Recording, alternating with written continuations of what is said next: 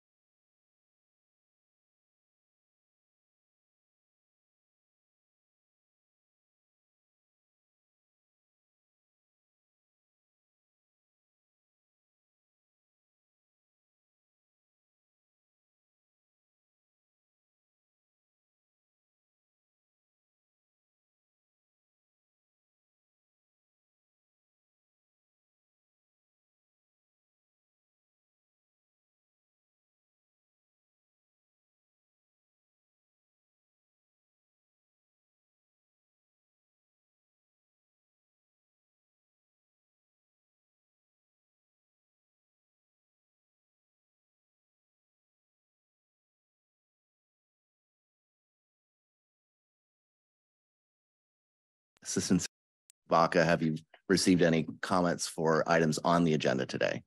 No comments have been received. Okay. I understand we're having some audio difficulties.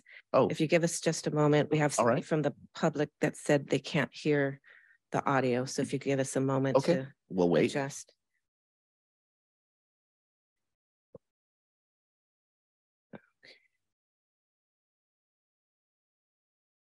Give me just a moment.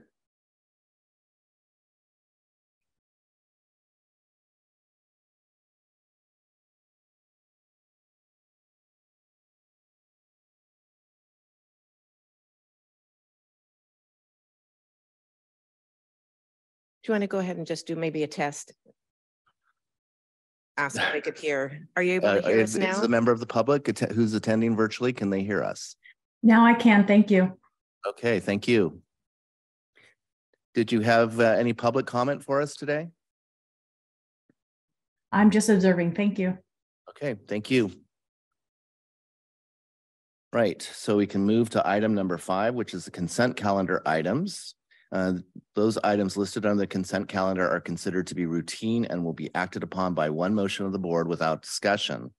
There will be no separate discussion on these items unless a board member requests a specific item to be discussed and or removed from the current calendar for separate action. So at this time, I will ask if any of our board members have an item they'd like to pull for further discussion. I'd like to pull 5C. 5C, okay. Anyone else? Right, so I guess we can pull item 5C from the current consent calendar, and we'll open it up for discussion at this point. Please go ahead. Yeah, the comment I have is the minutes reflect that we reviewed the reserve policy of the agency, and I don't feel that what we did rises to the level of a review. We discussed it, but I think a review as a more thorough examination with a view to action if necessary. And I don't think we've done that. I think we should do that, however, and I'm going to try and get that on the agenda for the next finance committee meeting. But I think the word review should be stricken and the word discussed inserted in the minutes. We can definitely make that update to the minutes. That is already on the schedule for the next finance committee meeting. I'm not the next one, but the one following, I believe it is, along with the budgetary process. A thorough review is done where we will be discussing the actual levels of those reserve policies. I guess you're correct. We did more present where they are, how, and the current levels of them that were provided in the last review. All right, thanks. All right, so we are making that change to the minutes for 5C, is that correct? Yes, that's correct. Okay, thank you. Is there anything else from the consent calendar? Appears not. So I think I will look for a motion to accept the consent calendar with the noted change to 5C minutes for the March 17th, 2023 Finance Committee meeting. So moved. Okay, I have a first from Vice President Bowman. Second. Thank you. A second from Director Gracia. So we would like Assistant Secretary Baca, if you could take a roll call vote, please. Director Gracia, Yes. Director Bloomer, Yes. Secretary Treasurer McKenna, Yes. Vice President Bowman. Yes. And President Ortega. Aye. Motion passes. Great. Thank you.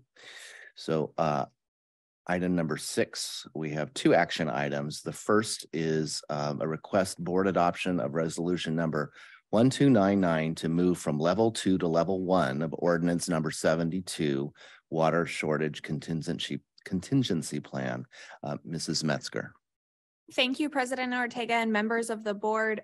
Originally, we had planned to bring a resolution before you, but after conferring with legal counsel, we determined that it was not necessary. So the present version of the agenda and the packet just includes a simple board action in order to take the agency from its current state, which is a level 2, which we entered in June of 2022 after the governor directed the State Water Resources Control Board to ask all agencies to implement all level 2 actions.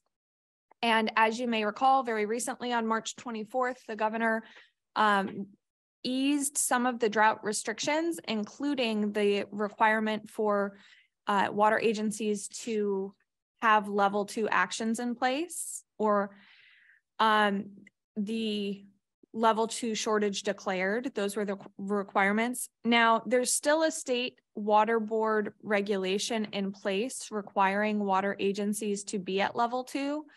It's our understanding that the state water board will take action to ease or eliminate entirely that specific regulation. It's part of a larger regulation, so we're not sure whether the entire regulation is going to go away. We expect it will not because of the approach the governor took just a few weeks ago. We do expect it will be eased and that level 2 requirement will be eliminated.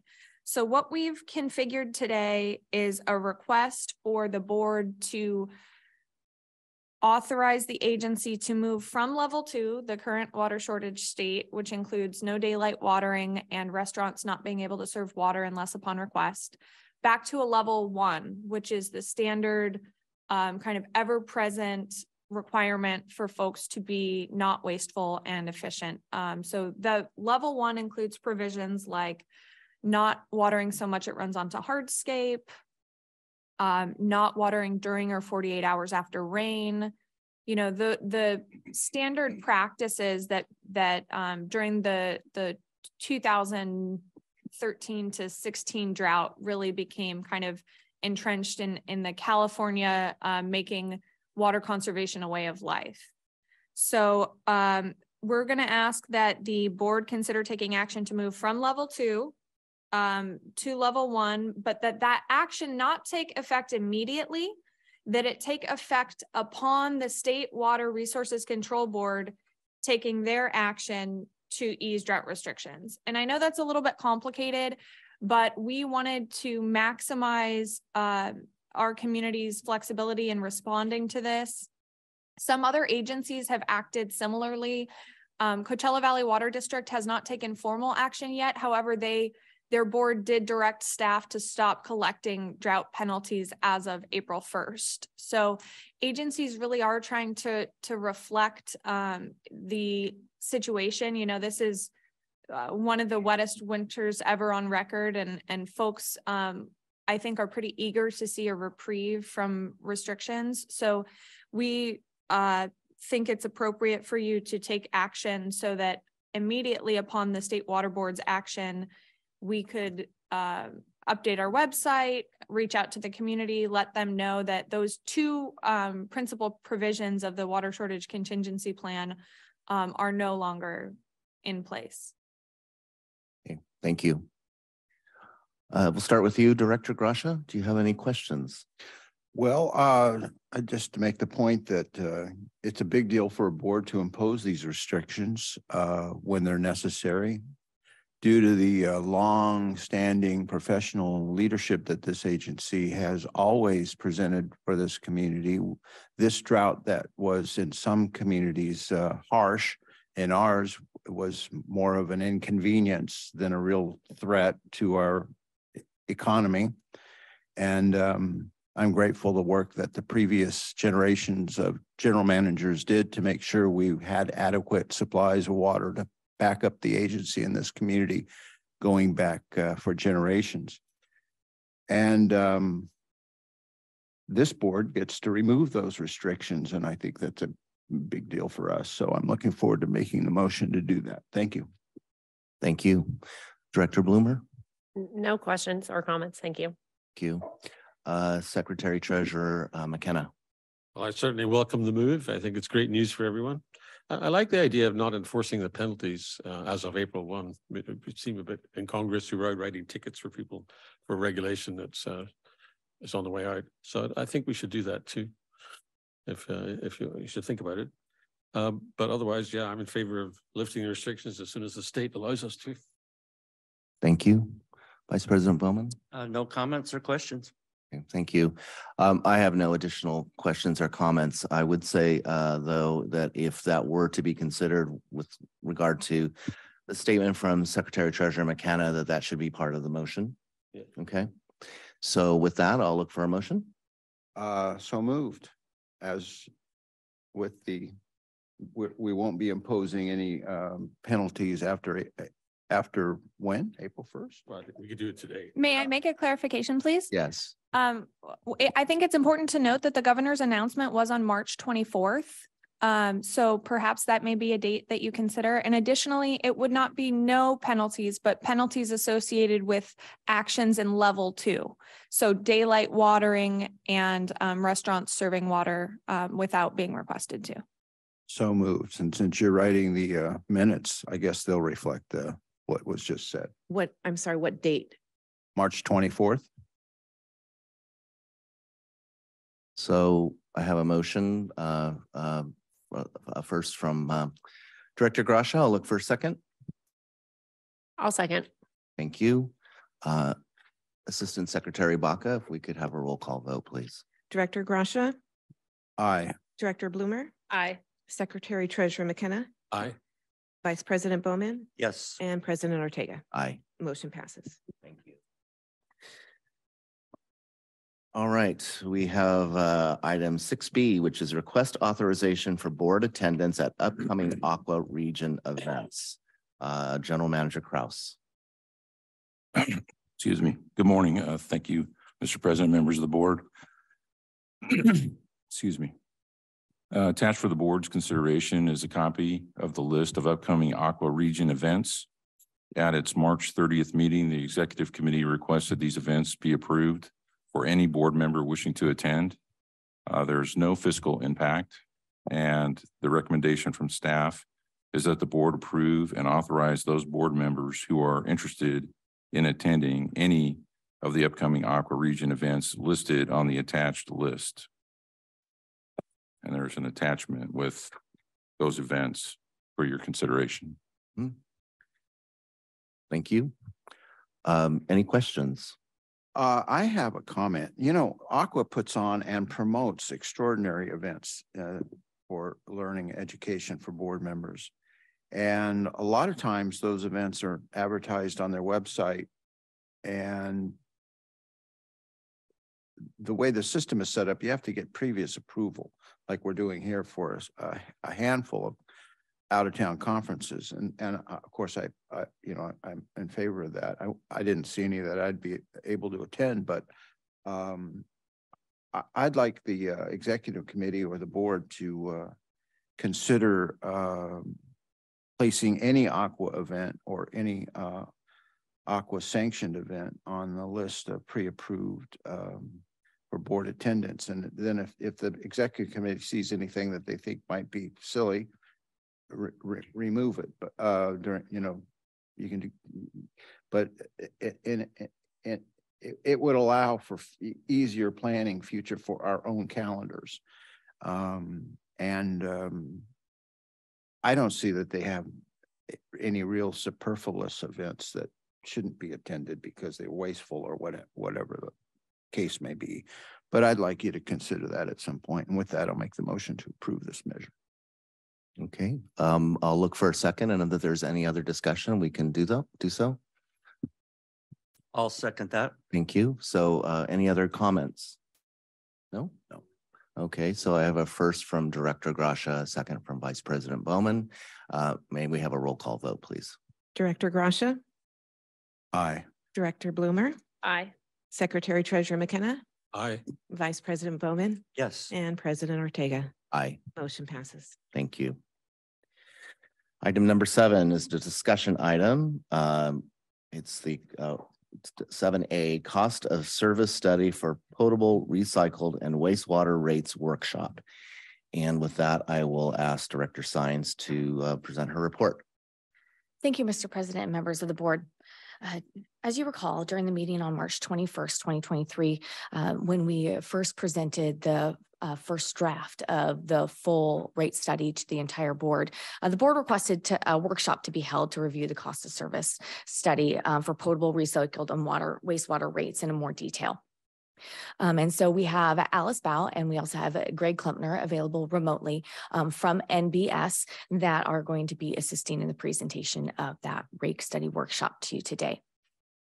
And so just a reminder, kind of the next steps after this workshop, what is available is that if there's any requested revisions to the report, NBS can go and revise, or we can, seek board approval of this report so we can move forward into the Prop 218 process.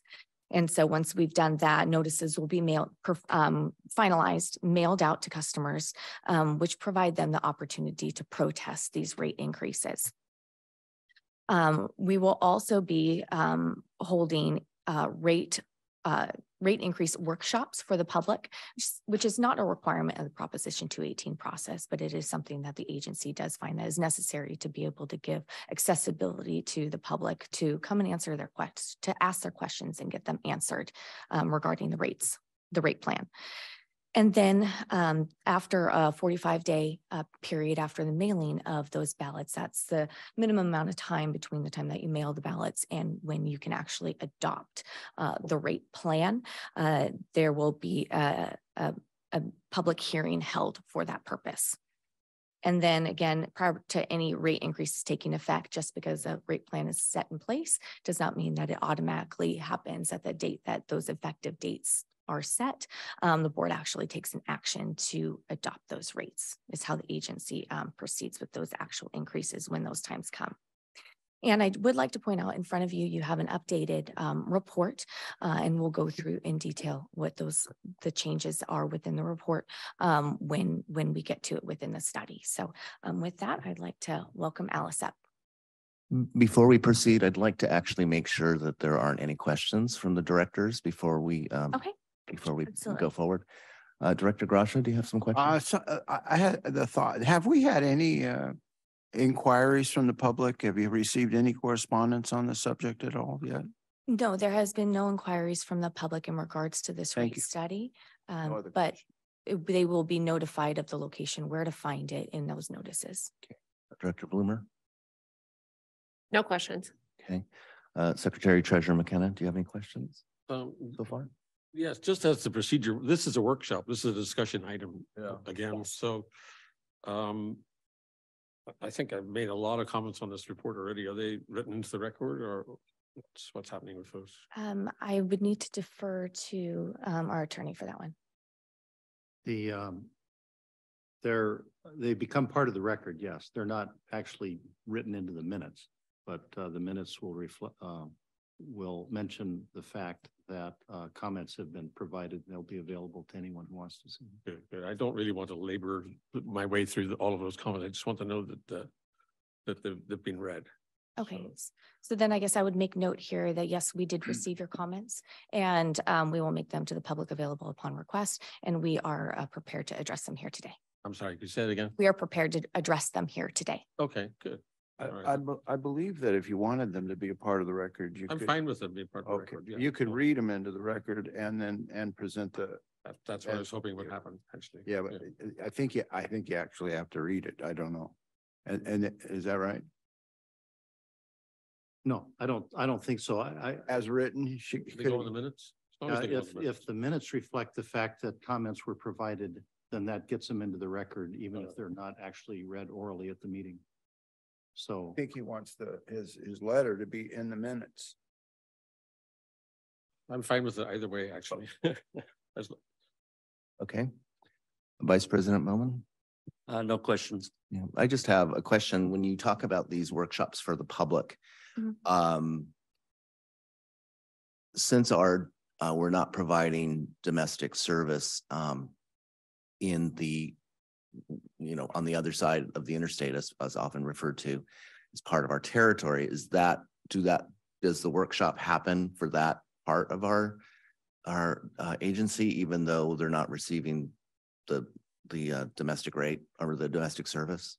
So we are planning on a workshop up there. So what we are planning on Good. proposing is 3 workshops, one to be held in the city of Cathedral City, one to be held in the city of Palm Springs, and one to be held in the city of Desert Hot Springs.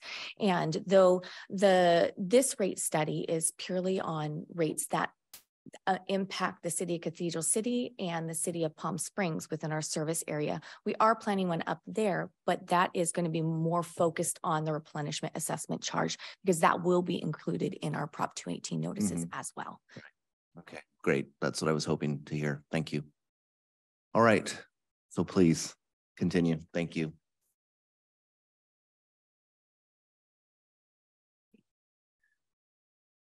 Good morning. Nice to see all of you again. Just a moment. Do I start that? Okay, great. Thank you. Okay. Turn it on.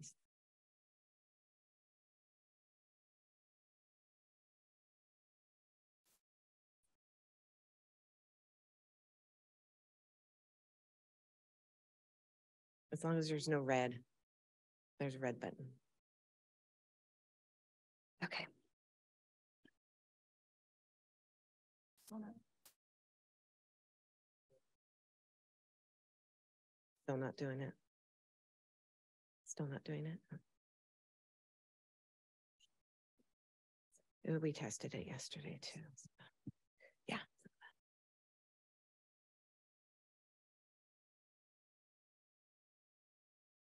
I'm gonna do it on my end because I don't have it.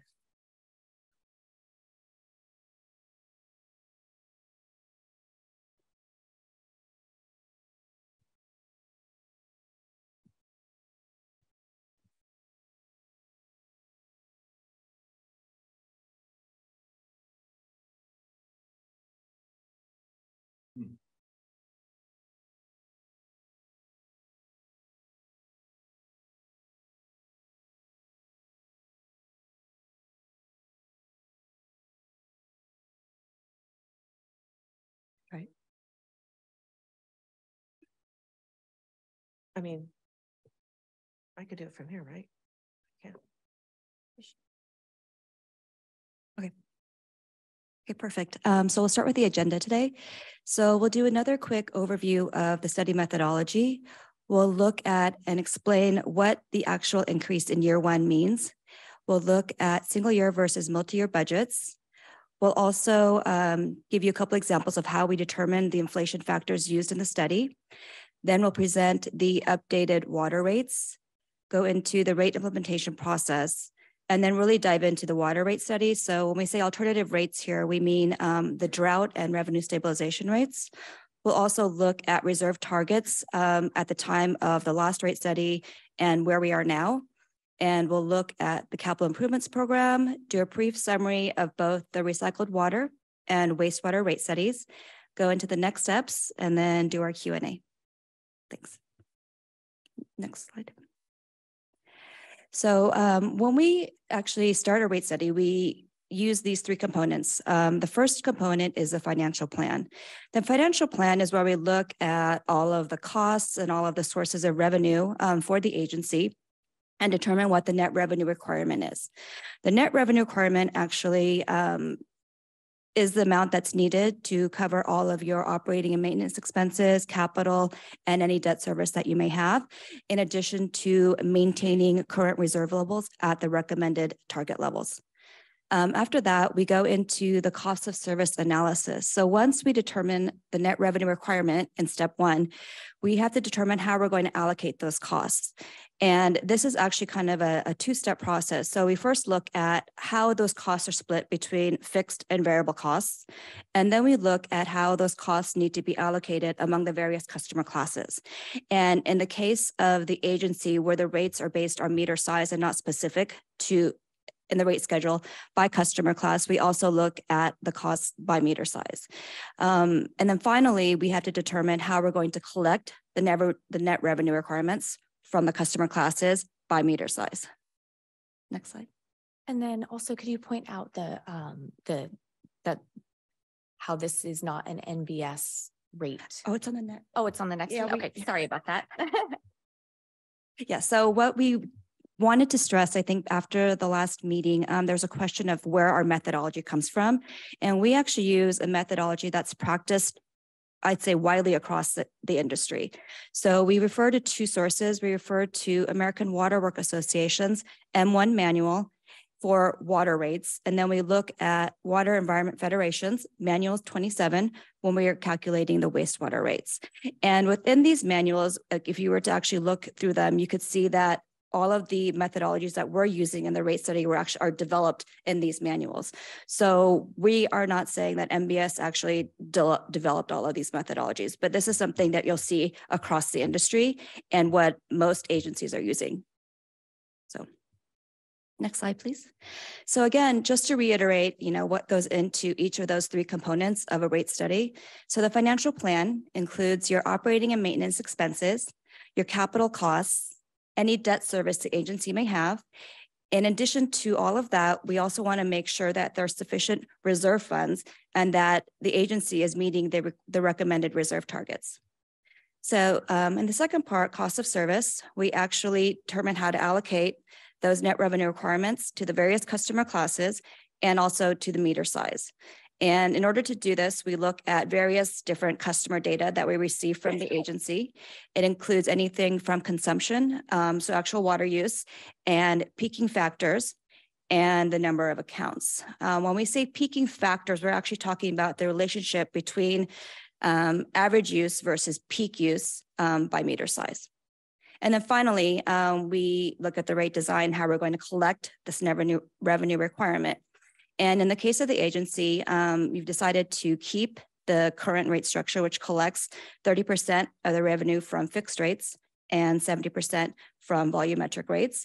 And you're doing so in order to promote conservation and in order to, streamline the process and not look at any other rate designs at this time.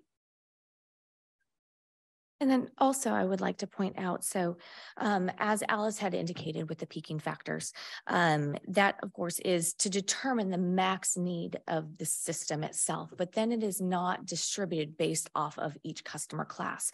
So even if a peaking factor is higher for a residential customer, that does not mean that the residential customer is burdened with that increased cost. Once we determine that net requirement for that capacity and the associated costs with it, then that is distributed then by meter size, which is not specific to a type of customer class. A commercial account can have a 1-inch meter, a residential account can also have a 1-inch meter, or a smaller meter, the 3/4 by 5/8, or even if a residential account had a larger irrigation meter and it was a 2-inch meter, well, then they receive the monthly charge for that 2-inch meter. So it's not a one-to-one relationship between the peaking factor and the cost that they are charged. Okay, so when we talk about the increase in year one, we're looking at a 6.25% increase across the board for the 5-year rate period. And when we say this, we're not saying a 6.25% compared to the current rate. We're actually saying this is what's needed in additional revenue and annual revenue. So that 6.25% actually equals 2.6 million. So we're saying that we're not increasing the current rate by 6.25%. We're actually increasing the net revenue generated by 6.25%, which equals the 2.7 million, I'm sorry. And this is based on what the revenue is projected to be in fiscal year 23-24, which is about $42 million. In addition to this increase in the net revenue requirement, we're actually looking at a true up of all of the allocation costs to the customer classes. Because since the last rate study back in 2016, things have changed. Things such as consumption among the customer classes and by meter size and the number of accounts. So when we do this process in that first year, it includes both of those two components. It includes that increase that we're proposing in addition to the true up that we're doing. So then that's why you see that the individual increases are different by meter size. So when you go down, you're not going to see a straight increase of 6.25%. So that's kind of an explanation of that. And I would like to add on, yes, we are keeping with the recommended 30-70% split between 30% of our revenue requirement being collected by fixed charges and 70% being collected by variable charges. If we were to match one-to-one variable charge to fixed charge, collecting it from the customer, it would be 47% variable and 53% fixed based off of the figures that we have in the report. So if we are to be completely equitable, like collecting from our fixed meter charged all fixed revenues that are required, we would be looking at a 47% variable. Well, while that would be the best case for the agency to remain revenue neutral, and if we had variability in our consumption, whether it be by conservation necessary required by drought or other reason that we need conservation measures, or we have some other catastrophe or some other event that we can't really put our finger on, but something that might happen, such as an earthquake or other things that would cause our consumption to go down, that would be the best way for us to be able to match those costs. But what we lose with that is we lose conservation incentives. So where actually those higher consumption accounts are burdening more of the cost. So your residential customer who has a monthly charge that doesn't use very much water, they are actually being subsidized by those higher consumption accounts, such as our commercial and irrigation accounts. For example, within the study, based off our 2021 consumption, our residential accounts, even though they equated to 58.4% of our overall consumption per meter, just 5.3%. And when we look at our commercial and irrigation, commercial was 19.3% of our overall consumption, but per meter was 12.95%. A per meter consumption. So you can see how that's really the residential customers are being subsidized by those higher consumption accounts with that 30-70 split to incentivize that conservation. And that really is the best way for our smaller consumption or even our larger consumption for them to be able to really have control over their bill too. If I use less, I'm going to have to pay less. Okay. So next I would like to address our the agency's single year budget versus multi-year budget process. So DWA and all the other local water agencies within the Valley, as well as Valley Sanitary District 2, I threw them in here as well because I knew that that's what they did. And because I just recently received their rate study, their Prop 218 notice, because they actually service me where I live. We all do single year adopted budgets. Yes, there is multi-year forecasting involved, such as what we've done in this rate study, is we have forecasted out the needs over actually the next more than 5 years, but 5 years is included within the study for setting our rates. So that is a standard for the Valley. Also, 5-year adopted budgets really in NBS's experience is unheard of. So 2-year, yes, they are heard of, but that is not the practice here within the Valley, which nor has it been ours. There are technological constraints for the agency. Unfortunately, you know, we are working with a really dated system, which we have been working on to update for the past couple of years. We're currently in the implementation phase of that to be able to allow us to have more up-to-date reporting. You know, right now it does take a lot of manual effort in order to do our forecasts, in order to create our budget. And so there's a lot of custom forecasting models that have been created over the years to the tune of hundreds of hours in those creations. So it would require either retooling those to update them to accommodate a multi-year budget, or applying a simplistic forecasting on top of the very in-depth 1-year budget process that we go through. If we apply a simplistic, which would just be essentially the rate of inflation and maybe some other larger projects that we know are coming down the pipe. Our reliability would be reduced if we, at this point in time, adopted a multi-year budget. Additionally, it would be additional administrative burden, which would require multiple augmentations as we got further and further into that adopted budget.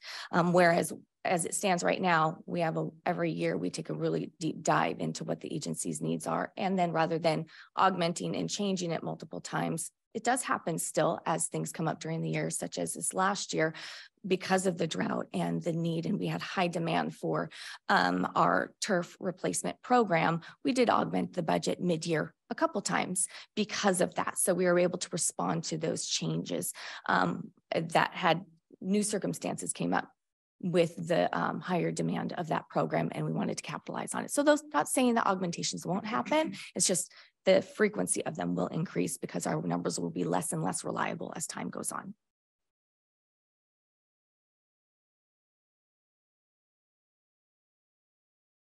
Okay, great. So in addition to adding in all of the costs for the agency, we actually include inflation factors to the cost in order to better predict or be fiscally responsible as we go into the future. So for example, unless we are provided with inflation factors, we actually refer to 2 sources. First is the Bureau of Labor Statistics when it comes to general cost inflation factors, labor costs, energy, transportation, and utilities. And when we look at these inflation factors, we do it by area or the location in California. So for instance, in this current rate study, we actually looked at these inflation factors for the Riverside, San Bernardino, and Ontario area in California, and did a year-over-year change and evaluation and determined that a 5-year average would be used for these inflation factors. When it comes to the construction costs, we look at the engineering news record to determine the construction cost index. And we've done the same thing here where we've looked at a year-over-year change to determine that a 5-year average of 3.9% would be used in the analysis. Slide. And we are just showing the water rates here to show that there's been a slight change from the last presentation that we had. The fixed charges have remained the same. The only change that you might see is a 5% increase in the uniform rate for all customers. And this is a result of realizing that the net revenue requirement wasn't capturing the additional revenue that needs to be generated based on the reduced volumetric rate for the recycled water rates. So as a result, we had to make up I think it was about $800,000 for the recycled water side. So that's why you're seeing a 5 cent increase. So, and for example, in fiscal year 23-24, you see that it's now $2.44 per HCF. And that has increased from $2.38. But we just wanted to make that known that that change has been made. For a rate implementation process. So this is at the beginning of this presentation with the staff report, it indicated like, you know, these aren't automatic updates that happen to our rates. This is the 5-year rate plan. And so how we actually go about implementing these rates at the agency is that it begins with the annual budget. And with the preparation of that annual budget, the agency takes a deep look with all of the department heads and looks at all of the planned expenses and capital projects that for the upcoming fiscal year that are proposed.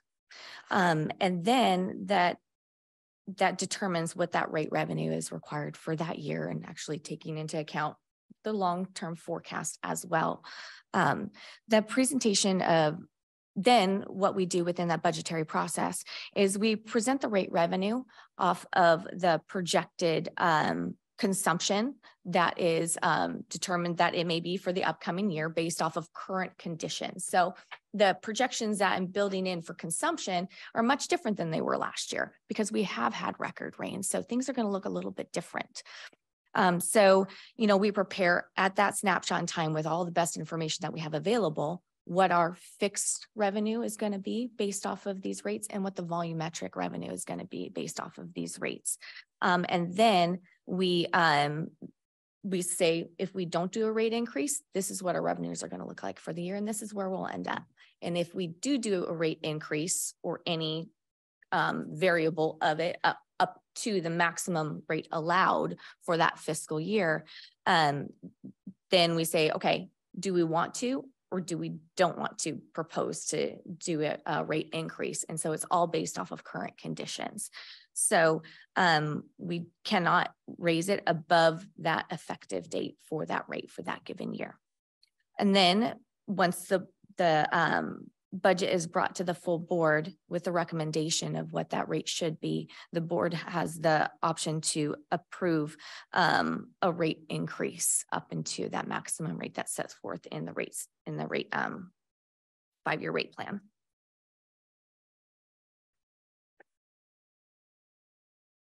I have a question, please. On that 5-year rate plan, if let's say year 2, the board decides not to raise rates, year 3, is it theoretically possible to then double the amount to catch up? No. So it's either yes or no with no accumulation of opportunity down the road. Yes or no, but also it can be anything below that recommended amount. So you might say, wait, we don't need the 6.25%. Maybe we, can get by with a 3% increase. And then the next year, you would still have that same maximum 6.25%. Thank you. Couldn't you go to year 3 rates in year 3, even if you didn't increase in rate? Well, your year rate, 2? Well, the rates will be adjusted because that means that you're actually adjusting it based on what was done in year 1, because you haven't increased the rates in year 2. So you won't be jumping from year 1 to year 3. You'll have to just increase it based on what that current rate is at that time. So you're still working off of the year 1 rates, right? If there's no increase in year 2. So the limit's the percentage, not the percentage in the annual, yes, in the annual net revenue requirement. Yep. Director Gracia. Thank you. Did I miss something? This is a $2.6 million universal rate increase, or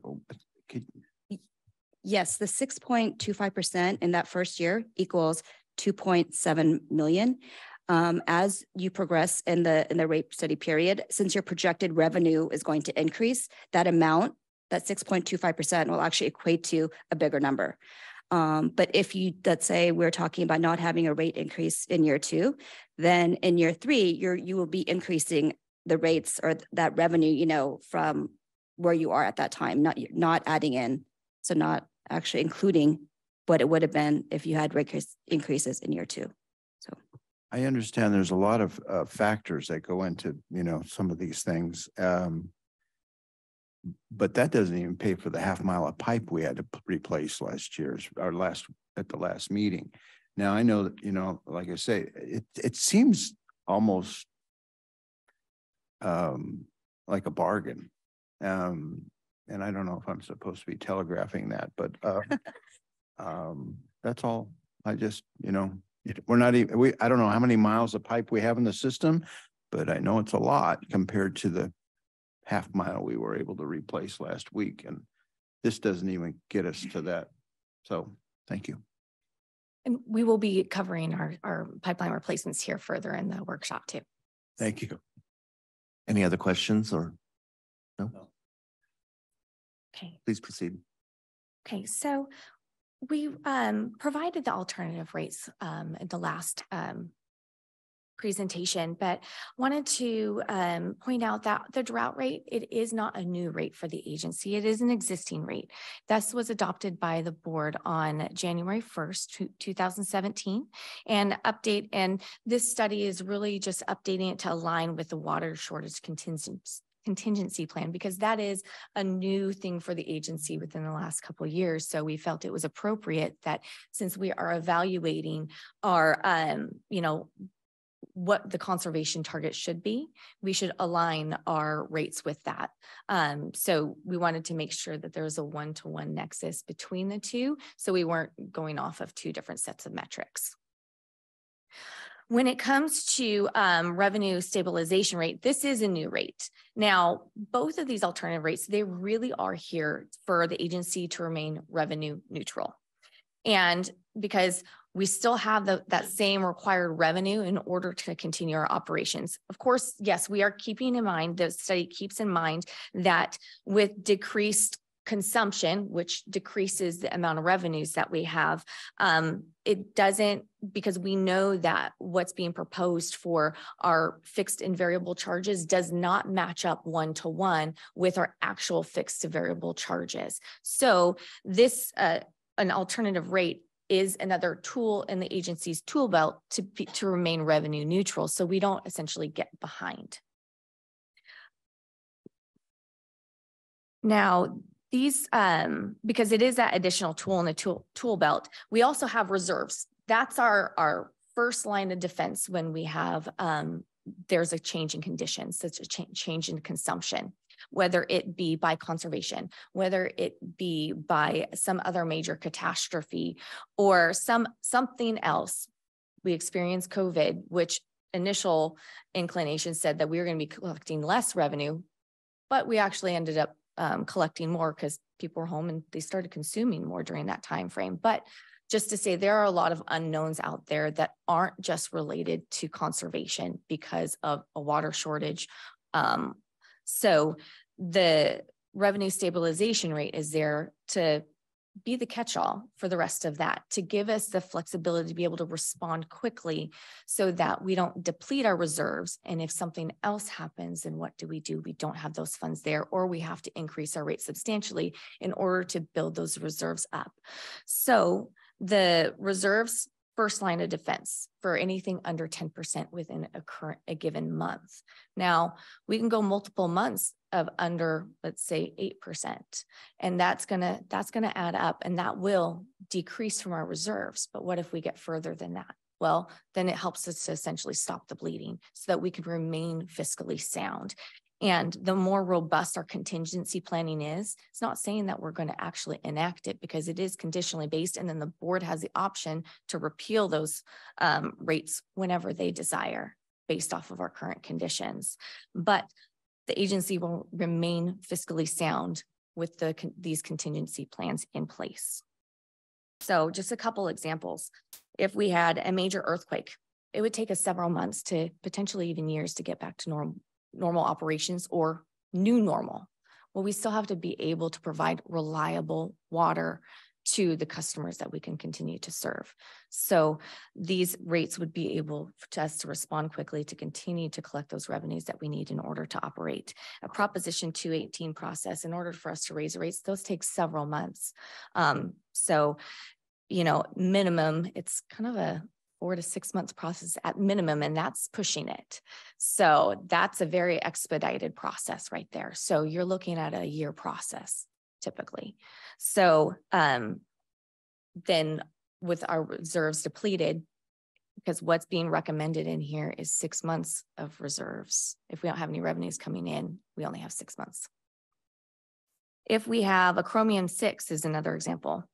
When the updated regulations came down for the new MCL levels, there was really no time to address the issue. Thankfully, the agency was not in a place where we had to, because we were not impacted the same way like our sister agencies were, Coachella Valley Water District, where they were told that you need to implement, you need to turn off your wells. You potentially could be reducing your amount that you could serve. So there might be mandated conservation because the supplies aren't there. You're not having your volumetric revenue coming in at the right level.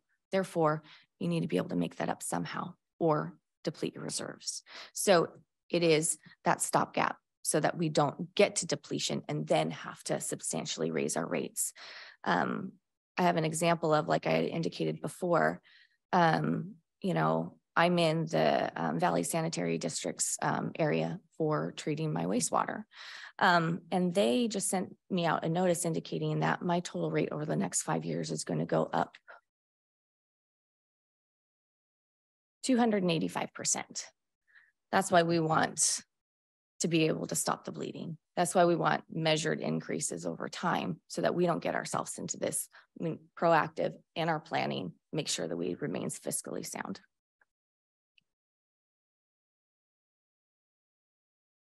And so these are just the same slides as before. And then they're just kind of in here placeholders if we have further questions later where we can go back to them. So I am just skipping forward a little bit. I do have a question. Okay. So these drought rates and rate stabilization rates, they're going to be part of the 218 process. Yes. Is it the same is it still the board's decision whether to enact them or not? Or how does that work? With the drought rate, it is the board enacts that one. With the revenue stabilization rate, the recommendation is to have it automatically increase for speed of implementation, but the board can withdraw it at any point in time. So it would be, I would be coming to you, or the general manager would be informing the board, we are under 10% for the prior month. That has triggered the enactment of our revenue stabilization rate. You would have the opportunity to withdraw that action. How often in the last 5 years has we reached that 10%? We have not. In the last 10 years? I do not have those figures, but okay. I can tell you that in a single month, we have not reduced that much over. Now, this isn't based off of, when you get those conservation figures from Public Affairs and Water Planning, it is not linked to those levels because they are comparing those to 2013, a very specific point in time where we can say, oh, we've exceeded that by 20%.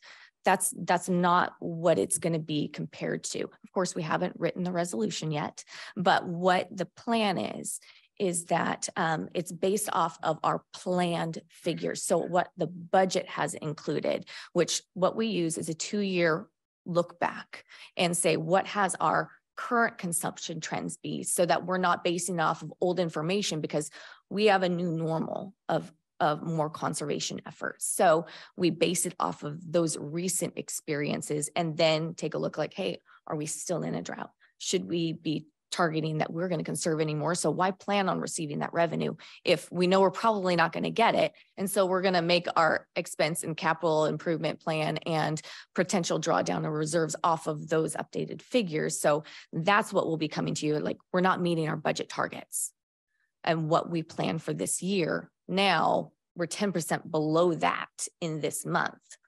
That's what would trigger it. So not based off of some long ago projection, because you do see those numbers all the time where we're 10% or 15% under those projections. Conservation factors from 2013, I believe it is. So this is based off of our budget. And do we have a billing system that would allow for that today? We would be able to change the rate. Yes. It would not be a conditional formula that says, hey, you've exceeded 10%. Now let's put it in. It's I'm looking at the report every month. Did we meet our targets or not? And now let's implement the rate. So if I'm a customer, I'm looking at my bill, do I know that that rate has changed? Like, do I see the typical rate and then I see this, what essentially is like a surcharge? Or is it just the rate has just changed? I would have to look into how it would actually appear on our bill currently, but we could always put, and we have the ability to put a note on the bill saying, and call out, because there's a note area where we can send out messages where we could put out, and we could also, of course, do a mailer as a potential too. Mr. President, Yes. if I could jump in there, I believe in Prop 218, even if it's a scheduled increase, I think each time a rate changes, you're supposed to provide the customer with 30 days notice that their rate is about to change. So how would that work then in this revenue stabilization rate, where it's really up to staff to do that? We're not. We would always be 30 days behind. So we would say that we'd send out the notifications, You're right? asking me how to do it. What I would say is, provide 30 days advance notice that your rate is about to change before it actually does change. Okay. Even if it's done at staff level rather than board level. Well, I guess where I'm sort of a little challenged with this concept is, so we have a month, 2 months where we're down below 10% or above 10%. And we're changing the rate, and then things improve. So we're reducing the rate again back to, I guess, what it was before.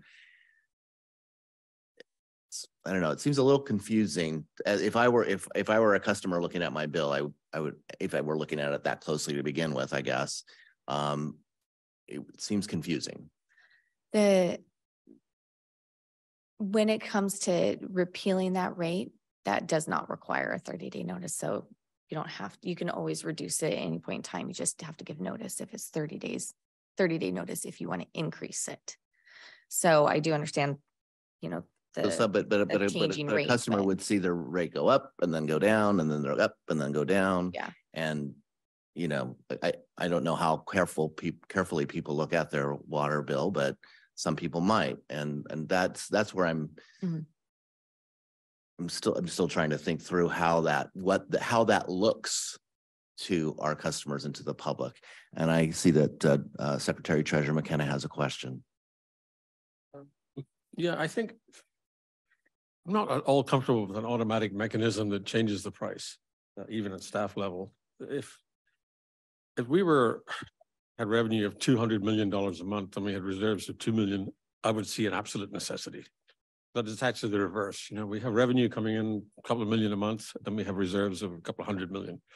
So the need for, a 30-day, 60-day change in rates, I don't see it at all. I just don't think it's there.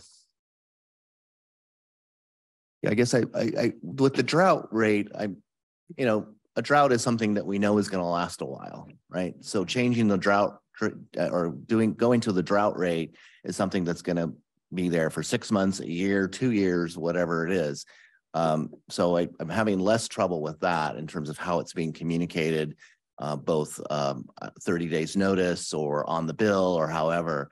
But I am having some trouble with this potential for it to go up and down based on the current condition for the budget that month, or the results that month. Anyway, unless there are any other questions, we can continue. Could I just make a comment? I think that I really don't feel real comfortable with an automatic increase either, but I think this rate stabilization rate should be just like a drought rate, and it should be something like a drought. If we have a catastrophic event like an earthquake, or if we have a water quality emergency, we find something in our water where we have to turn wells off and our revenue stream that's not going to be cured overnight. So True. It would be something that the board would, take action on. I really don't understand the necessity to make it automatic. But it should be I think it should be a tool in our toolbox. That's what I want to say is that Yeah. we should be able to react to an situation like that and not have to go through a 6-month 218 process to, fix it. Yeah, I don't think that's the, Yeah. I don't Yeah. think there's an argument Okay. there, at least not from me. So I have read resolutions from other entities that do an enactment, same way we do our drought rate. And so Alice would be able to change it to that methodology. And then when we do a resolution for the new rate, we can make sure that we detail out how it is actually enacted, such as an action of the board after review. Okay, thank you. I'm sorry. Can you? Okay. Okay. To address our reserve targets, the minimum reserve targets utilized in this rate study are far different than the agency's reserve targets. It is the board's discretion at what level we fund our reserves. And the target set by the study is much lower given the agency's current CIP financing strategy, where we essentially pay as you go. Staff understands that the reserve target for replacements is excessive. And the board has decided to not fund at these levels as evidenced by our previous funding strategy at the budgetary time when that budget's adopted. So we're not looking to fund our reserve target levels that are within our policy, the maximum reserve levels, but we are recommending that we reevaluate these reserve policy targets for replacements in the coming months as it does not align with agency practice. So the proposal is to do it along with our annual review process, where we'd be able to take an in-depth look at that and really determine what is appropriate for the agency given our operating strategy. Within the rate study, the reserve for operations for the potable water is 6 months of operating expenses. And that is, and so you'll see on the slide here, the projected reserve balance is that gray dotted line. That is what this rate study is planned to do. And then of that, what the targets are set off of is the reserve for operations, which is the blue, and the reserve for replacements, which is the green bar on there. And then the red one is DWA's minimum reserve target. And that would include 6 months of operations, as well as should be equal to accumulated depreciation. Now that is quite a hefty number, about 143 to 165 million over time, as the accumulated depreciation will continue to grow over this 5-year plan. So that is what we are saying. Yes, that is what the policy targets are, but up to reevaluation. But we are not proposing to fund at those levels. We are proposing to fund at a much lower level based off of our operations practice. And that would be 6 months minimum for operating expenses, which equates to 17 million in year 23-24, and then up to 21.2 million by year 27-28.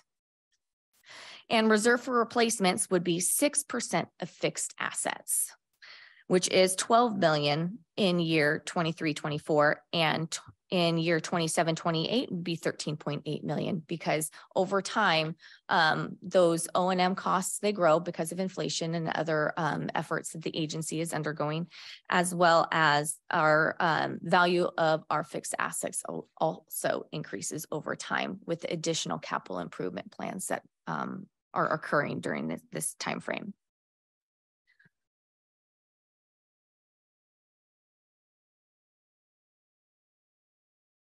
And I'd like to take a look at, where have we been? Where are we going? Do we meet our targets from our last rate study? So year one of our 2016 rate plan was fiscal year 16-17. At the beginning of that plan, our reserve balance was just 5.2 million. Reserve for operations was 2.5 million. Our reserve for replacements was 1.7, and other reserves was 1 million. And that other reserves includes things like our retirement reserve for land purchases, and other things that are not replacements or operations. And this study is just taking into account reserve for replacements and operations. But those other reserves, the reason why we include them there is that they are designated reserves. And what designated reserves means is that the agency has full discretion how they're used. They are not a restricted fund, such as we see in our general fund with our state water project tax. They are funds that were collected by the rates that can be, the board has discretion over how they are used. So they can always be moved for, there's a catastrophe, we need more money for reserve for replacements. We can essentially go and take from other reserves and use them with the board's instruction.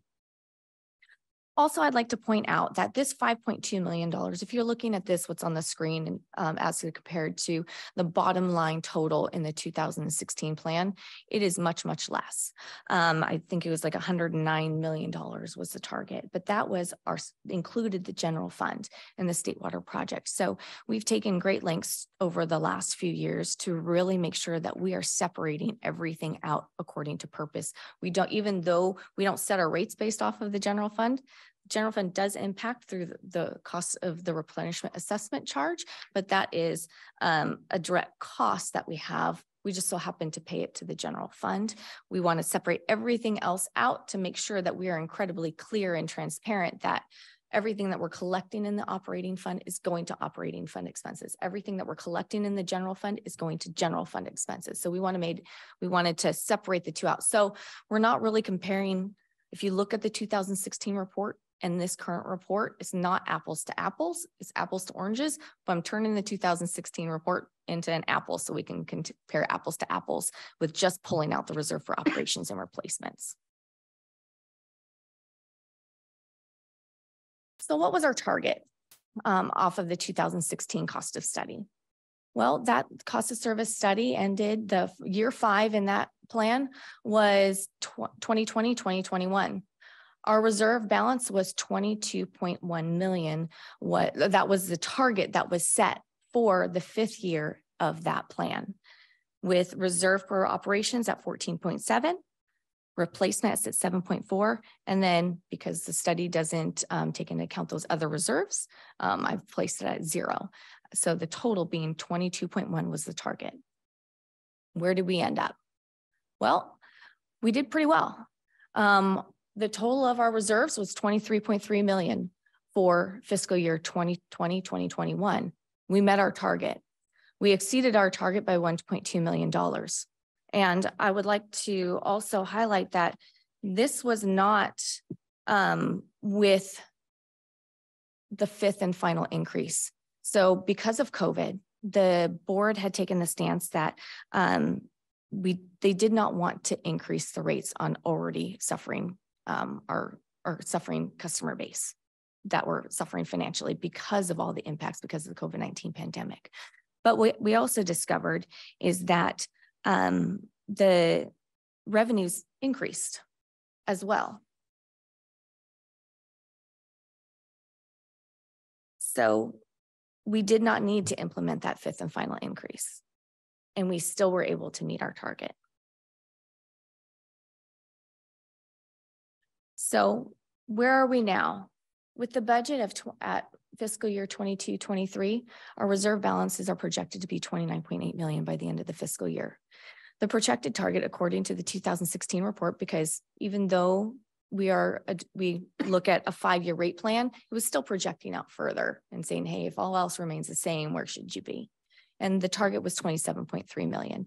This is, with that 5th and final increase that was implemented because we needed the additional rates to continue to fund our more aggressive capital improvement program that was not built into the 2016 report.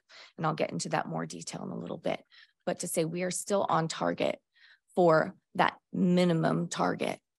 I have a question. Yes. So you are showing the 7.7 million in other reserves, even though in a previous slide you had removed them as part of the calculation of the target. Right. So what is that 7.7? It's increased a lot from where we were in 2016. Disaster response. It is reserved for land replacements, and it is also a reserve for retirement benefits. Okay. Is that? So we're underperforming on the reserve for replacement, but we're overperforming on these other reserves. And so you said that that's the board's discretion of these other reserves is 7.7 that they could, use for other things, I guess, right? Yes. So that could go towards replacement. It can, yes. And that's exactly why it's included here. So when setting the targets, we're not including those as targets, but we are saying that those other reserves, they're available. So that's why when we say, where are we now? It's included because of that. You can take it from one of those reserves and put it in another. It is available. All right. Thank you. Did you have a question? Just a comment on reserves. It's entirely arbitrary. Which reserve fund you have these in. We have a reserve for land acquisition, for instance. So the board has complete discretion as to when it's in a reserve, what it gets spent on. You could really consider them all one lump of reserves, but you're breaking them up. I understand why, but it is completely arbitrary where the money goes, and it's completely arbitrary where the board takes it from if they want to spend it on something. Correct. Thank you. Anybody else? Director Gracia? So my impression, restricted reserves are for certain purposes. I just wondered, I don't think that, is that true? In the operating fund, we do not have restricted reserves. The general fund, we have restricted reserves because we have the state water project tax. So in this study, there is no restriction. That's what I was thinking about. I was thinking, well, okay, thank you. Because but yes, they are essentially restricted because you have to use it for the purpose in which they were intended and collected for. But the rates are collected for the operation of the potable and recycled water system.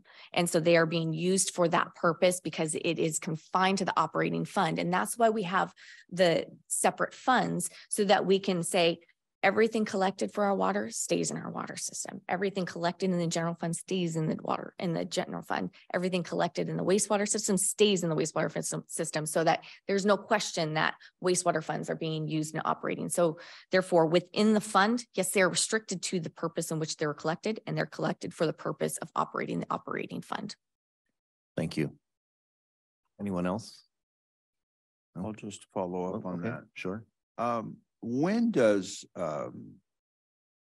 once the project water gets delivered, is that the dividing line between when one set of reserves takes over for another? Like the system, the operating system within this, we're not using, I assume, we're not using project money for maintaining our domestic system. Correct. Am I right about that? Yes, we are not using the monies collected for the state water project to operate our potable water system. The dividing line is based off of source of supply versus once we are, it hits the pumping plants and we're pumping it out, all the pumping efforts are taken care of in the operating fund because then that's putting it in the potable system and then all those costs associated with that. Thank you. I could just interject. Yes. At the risk of repeating something that might have already been said, but if so, maybe I can just reiterate it.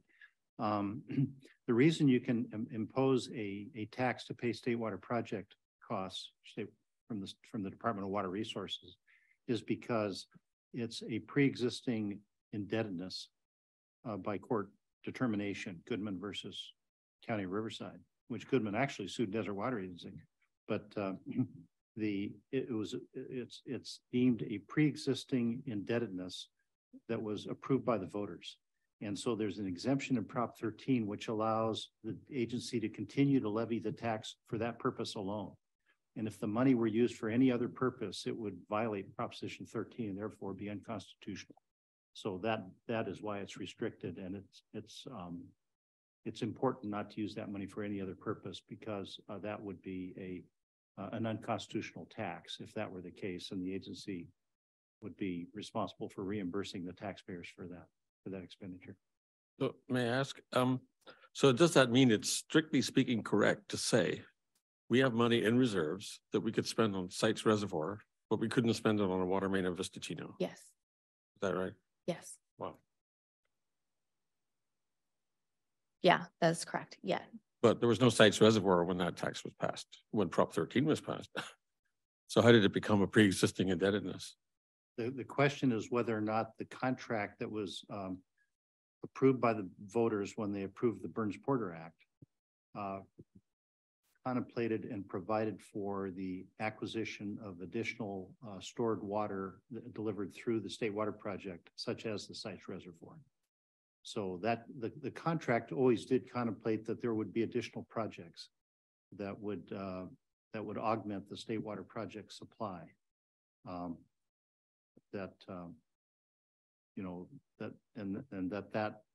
That was within the contemplation of the voters when they approved the Burns-Porter Act.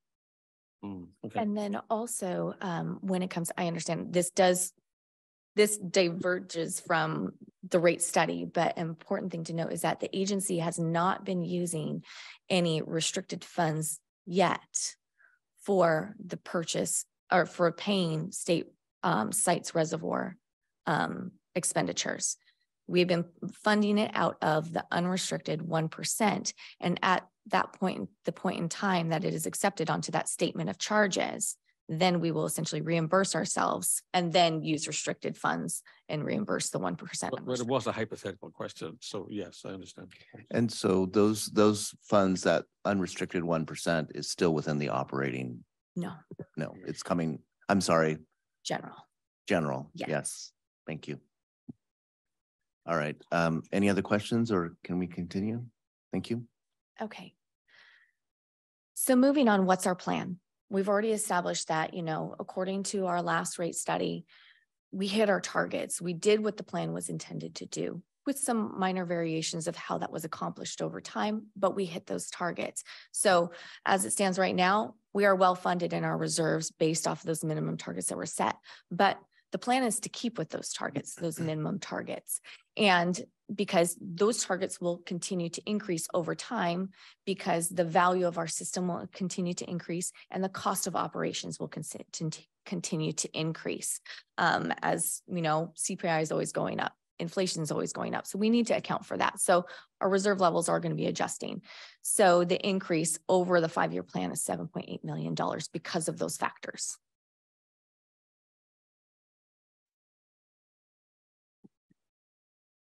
Now, our capital improvement projects.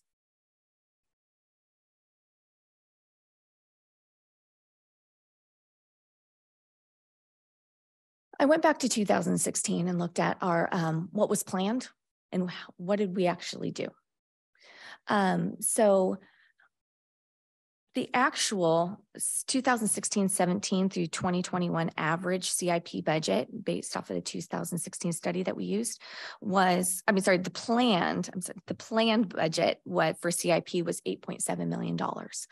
Well, and that is what's on there. The pipelines and the other capital, pipelines are blue, other capital is green. So that each bar represents the total budget that the board approved within that fiscal year.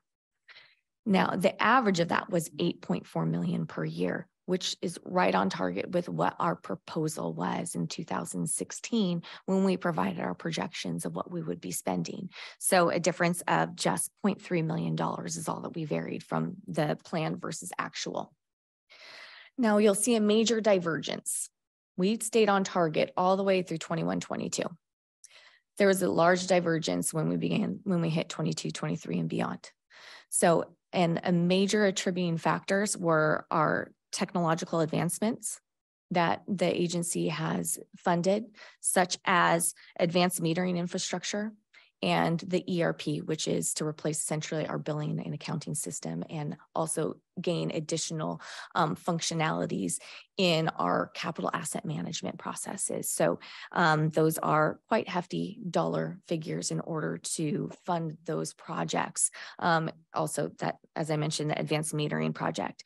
Now, those are one-time, one-shot funding things, whereas it's not going to be ongoing costs, just operation and maintenance costs. Yes, ongoing upgrade costs, yes, but just small incremental and not these major dollar figures that you're seeing there with that 9.9 million and that 7.3 million. But what will be an ongoing cost for the agency is because the agency has elected to essentially double our pipeline replacement program that was not built into the previous rate study. So one of the major contributing factors to the increase is that we need not only inflation, but also to be able to continue to fund our pipeline replacement program at advanced clip over what was previously a $4 to $5 million per year funding to, an $8.5 to $9 million per year funding. So it's a big difference. And if I move to the next slide, you can see that without a rate increase. So the revenues under the existing plan, that's that black line in the center. We have to continue to provide the level of service that we do, providing reliable, clean water to our customers. That's our O&M expenses with our current system.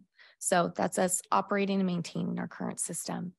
And then that green bar, that's our capital improvement program.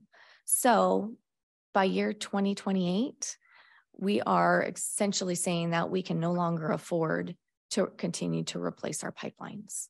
So that is the reason that because our operation costs will continue to go up, inflation will continue to go up because of that. Therefore, our capital improvement projects will have to be decreased. You have a question? Go ahead, sir. Yeah, I'm just making a comment. That last slide says a lot. I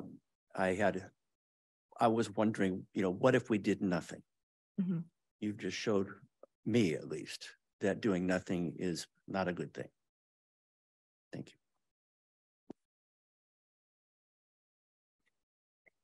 I'd like to delve into more of what has the agency's practice been for capital improvement projects and the financing strategy. So the agency has taken the stance of pay as you go. We fund our pipeline replacements incrementally, a little bit each year. And right now that planned projects are $8 to $9 million per year, where previously, as I said, it was $4 to $5 million. The reasoning we've taken this stance is that it's manageable pace for the agency to be able to do those bite-sized chunks per year. It's less administrative costs because we are not continually having to manage a bond portfolio of issuing the debt, where with our current staff levels, we would be unable to do so. We would need to hire new staff to be able to manage. If we were to change to a different financing strategy, we wouldn't be able to sustain that with the staff levels that we have right now. There's no interest cost associated with it. And the agency is in a great place where we are adequately funded and we are able to fund it in this manner. Capital projects, they really are a multi-year project. So just because it's budgeted in within 1 year doesn't mean it gets completed within that year. But, it's like, okay, within the next 2 years, 2.5 years, what we're funding today will finally get completed. But when the funds are committed to that project, they stay committed to that project past that first fiscal year. Once funds have been committed to a capital project, it remains reserved for that purpose until the project's either been completed or determined that the project is no longer needed. At that time of completion, if there's any funds left over, then those funds get released and they are able to be reallocated upon the next budgeting cycle. At that time, the funds, and then also if a project typically doesn't happen with pipeline replacements, not typically, I've never seen it happen with pipeline replacements, but other smaller projects, sometimes it's determined it's no longer necessary. So when those are closed out with zero of the funds being used, and then we reallocate those funds, they're available at the next budget cycle when we're doing our planning. Could I make a request? Yeah. If we could just take a short break. Sure. And we can reconvene in a couple of minutes. Okay, thank you.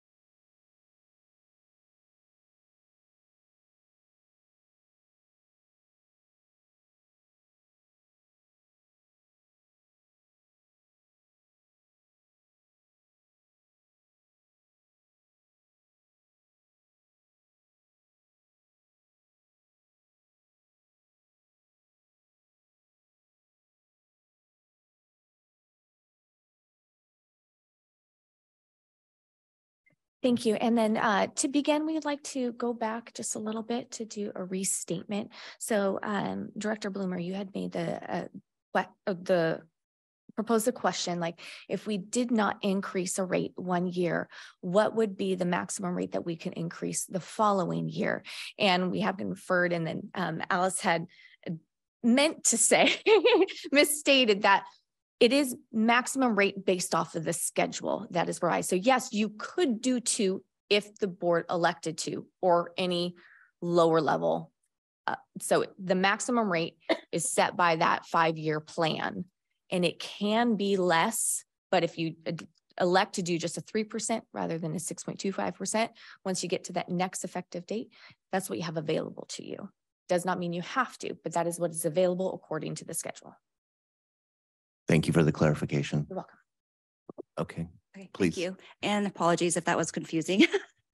Okay, so I know that for most of this presentation, we've focused on the water rate study, but just wanted to kind of touch base again regarding the recycled water rate study, as well as the wastewater rate study. So here on the slide, based on the cost of service analysis, it was determined that about 1.6 million of that net revenue requirement should come from the recycled water customers. However, back in July of last year, July 1st, 2022, the board decided to decrease the existing rate of 75 cents per HCF to 60 cents per HCF. And that was done in order to remain competitive and to incentivize current and new recycled water customers. And as a result of reducing that volumetric rate, it left about 830,000 to be subsidized or funded through the water rates until the time where the recycled water rates after the 5-year period will actually reach 85 cents per HCF.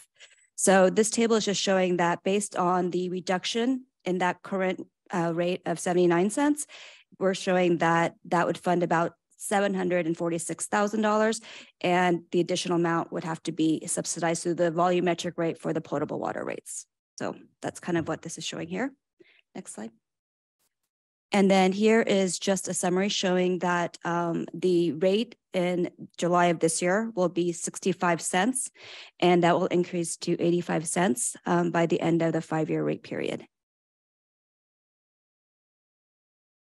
And for the wastewater rate study, the wastewater enterprise is actually in really good financial condition. So where you're exceeding all of the revenue requirements. So we're recommending minimum reserve fund targets of 3 months of O&M plus 3% of net revenue requirements. And I take that back. I think it's 6 months of O&M plus 3% of net assets, which shows that you're basically 1.5 million above the recommended target levels. And unlike the water rate study where we showed separate reserves by operating and capital, here everything is just kind of lumped into that unappropriated reserve fund. So next, we recommend that the board adopts 4.8% rate increases across the board, and that's only to keep up with inflation. Next slide.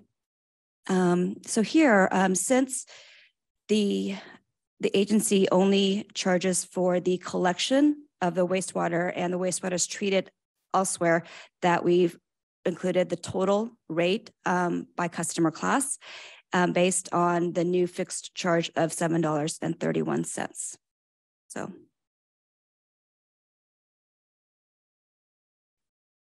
Before we address the next steps, there's a few items within the rate comments that were provided that we hadn't covered quite yet. Exhibit 1A, was pointed out that tables 12, 13, 14, and 15 were missing fiscal year 22-23. This, we have validated this is just a simple mislabeling because we went through many iterations of the project, this rate study project, where we were able to provide the new budgetary figures, and just the top line of the labels was mislabeled, but 22-23 is there. It is and then not 22-23 is there, is that 23-24 is 22-23, and then just shift over, but the figures all within there and within the columns and are used in the correct fiscal year. Also, it was indicated that the replenishment assessment charge fee is currently $175 per acre foot, which is well below the state water project cost. This is something that will be addressed within the groundwater report. What is included in the study is $175 plus $20 per fiscal year, because that was the plan that was set forth in our last engineer's report on groundwater production. That sets that we provide the plan of those rates within that. And that was the plan, to increase $20 a year for the next several fiscal years until we are able to collect 100% of those allowable charges for the RAC on that replenishment assessment charge. So it is a ramping up process rather than just like fund it all now. So we don't have to drastically increase the rate, but slow and methodical to get us to where we need to be. And then also to reiterate the residential customer versus commercial customer. Yes, it is different, you know, but residential customers, they consume less water. So they really are subsidized by those higher consumption accounts. And with that, our next steps for this process is to, the board of directors can direct staff and consultants to either finalize the study or analyze additional alternatives. And then essentially, if finalize the study and adopt it, then we will go ahead and schedule rate study workshops for the public. We will present the final report to the board of directors. The board will proceed with the new rate plan and then just direct, if the board proceeds with the new rate plan, direct staff to mail Proposition 218 notices. And then finally, we will be implementing the new rate plan if there will be no majority protest. And that is just implementing the plan, but actually that does not mean the rates will increase, but that is a separate board action. So those are the next steps, and we'd be happy to answer any additional questions you may have regarding the report. Thank you, Bill. Thank you both very much. Director Gracia, do you have any additional questions? I don't have any questions. Thank you. Thank you. Director Bloomer? I don't have questions either. Thank you. Secretary Treasurer McKenna? Just mentioned the RAC fee. How far behind are we compared to the state water project cost? The table A cost and what we're charging on RAC fee right now? Please. Let me, I can address that. Our last report that we did, there's 3 rates that are given in the engineer's report. One is the maximum amount that you could collect per the statute. Okay. And that for us, that was about $403 per acre foot. So by statute, we could collect that much for the RAC. Then there's an effective rate that's calculated. And that's what we think we're going to, you know, based on averages, like how much water we get on average. And that rate is quite a bit less. It's every year it kind of changes, but in 22-23, it was calculated at $209. Okay. So we're at 175. So that's the difference. But that changes year to year. And there's a table in the engineer's reports, table 7. And I can go through that with you, you know, at some other time. Well, I was just trying to get an order of magnitude because you could argue that that's a subsidy to the private pumpers. And I know that Mission Springs Water District would be sensitive to this, but in dollar figures in a year, what do you think we're not collecting there between the 175 and the 209? I'm going to take a wild guess here, don't. Just based on, let's just say, the difference between 175 and 209, multiplied across maybe 35,000 acre feet that we're producing. So it's under $1 million then.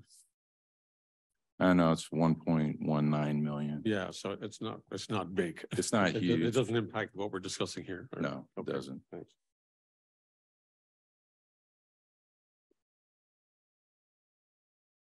Vice President Bowman? No questions from me. Yep, and none from me at this point. So what would you like to do next? Would you like us to take an action, or how do we proceed? You could take an action here, and the sooner we get our rates in place, the better, especially for the rack rate, which would be part of the 218. These are proposed to take effect on January 1, right? So it doesn't matter if you acted today for the potable water rate, but for the rack rate, the sooner we get the process started, the better. And I'd like to implement that rate as soon as we can. Secretary Treasurer McKenna. Yeah, me again. Sorry. So we're getting a kind of up-down vote on this. If we say proceed, it goes through as it's written here. I'm looking for an opportunity to address this. I think my biggest remaining issue really is the fixed versus variable cost. You know, this 30%, which is hypothetical. Obviously, when I look at the numbers and you say so too, it's more like 50% fixed and the rest is variable. But it would just be a terrible burden on the customer. That would put a meter charge at the end of this period somewhere near $70 a month. I just can't bear that thought. So I'm wondering, is there any incentive on the board to revisit this 30% fixed? Because we're heading for $50 a month meter charge, and the low using customer is going to get a bill of $70, $80, $90, of which 50 they can do nothing about. They have no incentive to conserve. They have no incentive to economize. They have no way to reduce their water bill. I just like to put that out there and hear if you think we're going to proceed in that direction. It's current policy, I know, but it bothers me quite a bit for the low-paying, the low-income customer to have that burden. So, put it to you. Well, I have thought about this a lot, and people in Palm Springs come to expect certain things, and one is a reliable system. And I don't know how else you do that than to make sure that you collect enough revenue. And this is the only way you can do it. There are a lot of people that turn on, they're right now turning off their interior water and leaving town. And if it weren't for that, for the meter rate, that there would be no revenue from those properties.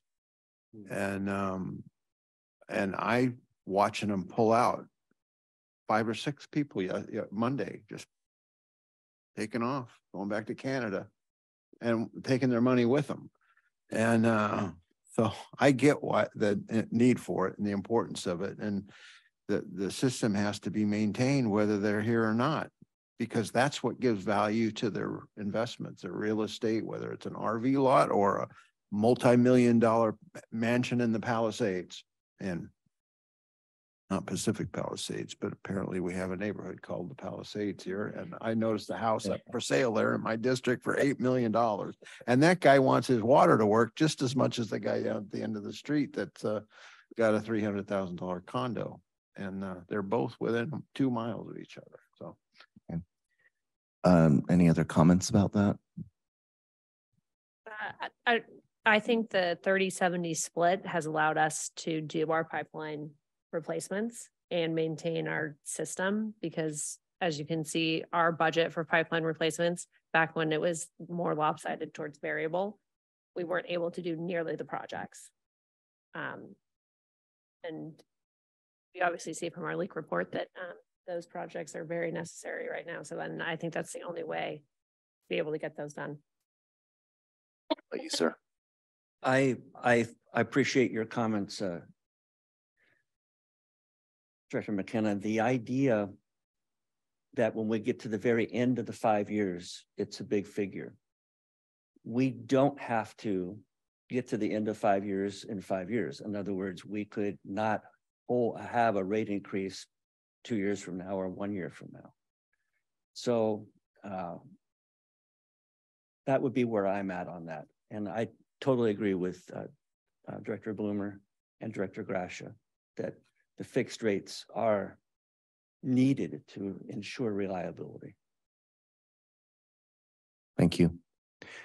I don't have any additional comments or questions at this point.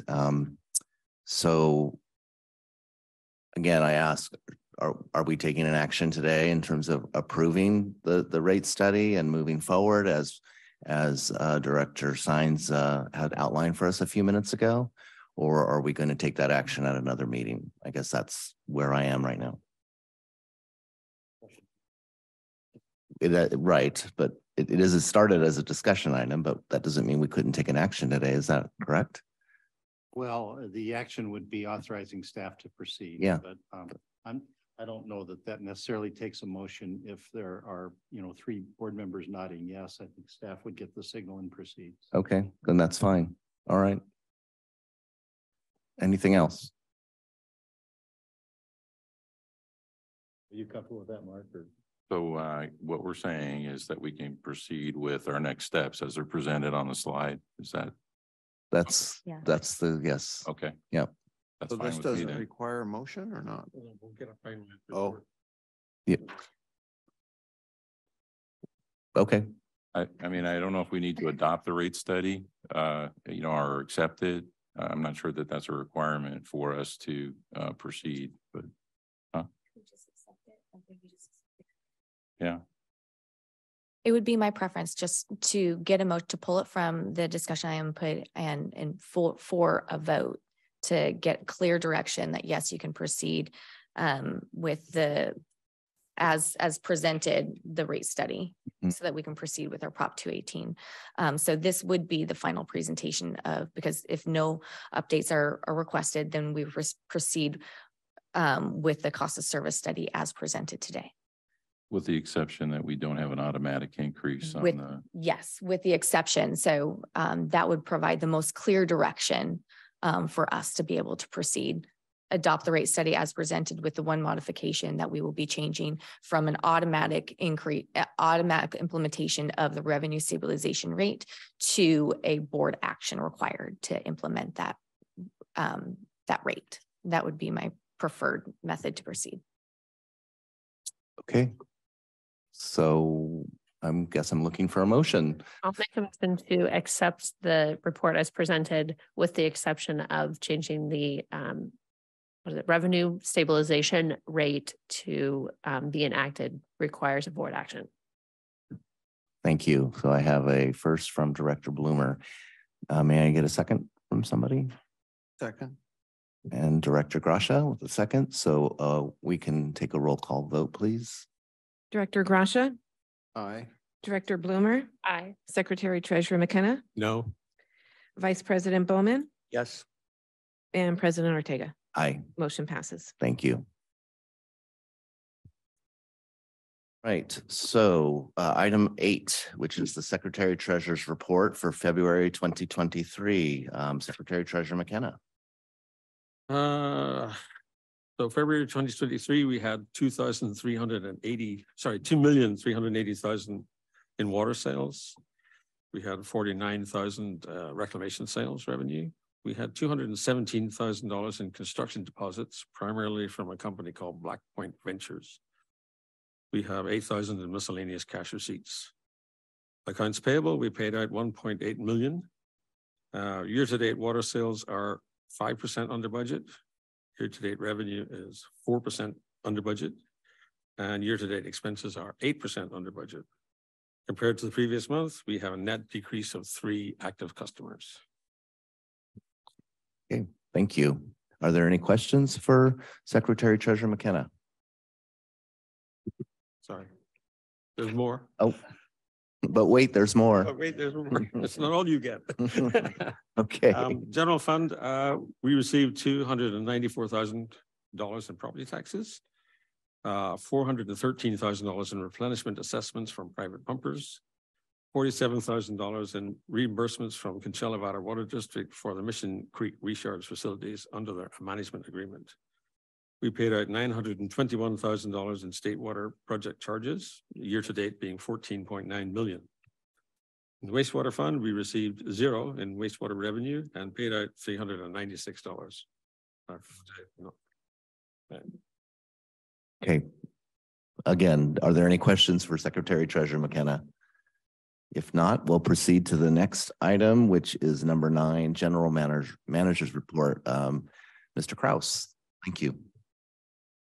Thank you, Mr. President, members of the board. The first item on the GM report is Senate Bill number 57, which was recently gutted and amended.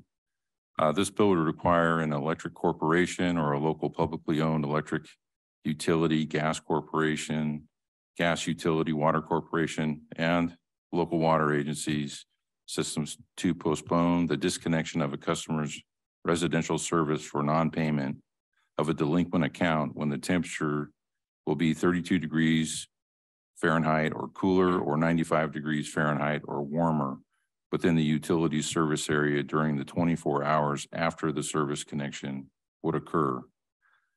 This bill would require each of those utilities to notify the resident ratepayers that the requirement and the created online reporting system available to them through an internet website. This would enable its resident and ratepayers to report when the utility service has been disconnected in violation of that requirement. The bill would also authorize the state board to enforce the requirement that a water corporation and local agency that owns a public water system postpone a disconnection of a customer's residential service. The board would be able to assess a penalty in the amount not to exceed $1,000 for each day of the violation. There are no funds appropriated for this, so it's an unfunded mandate. And the reason it's unfunded is because we have the authority to levy service charges, fees, assessments sufficient to pay for the program and level of service mandated by the act. So this gave me an opportunity to put our legislative policy into action.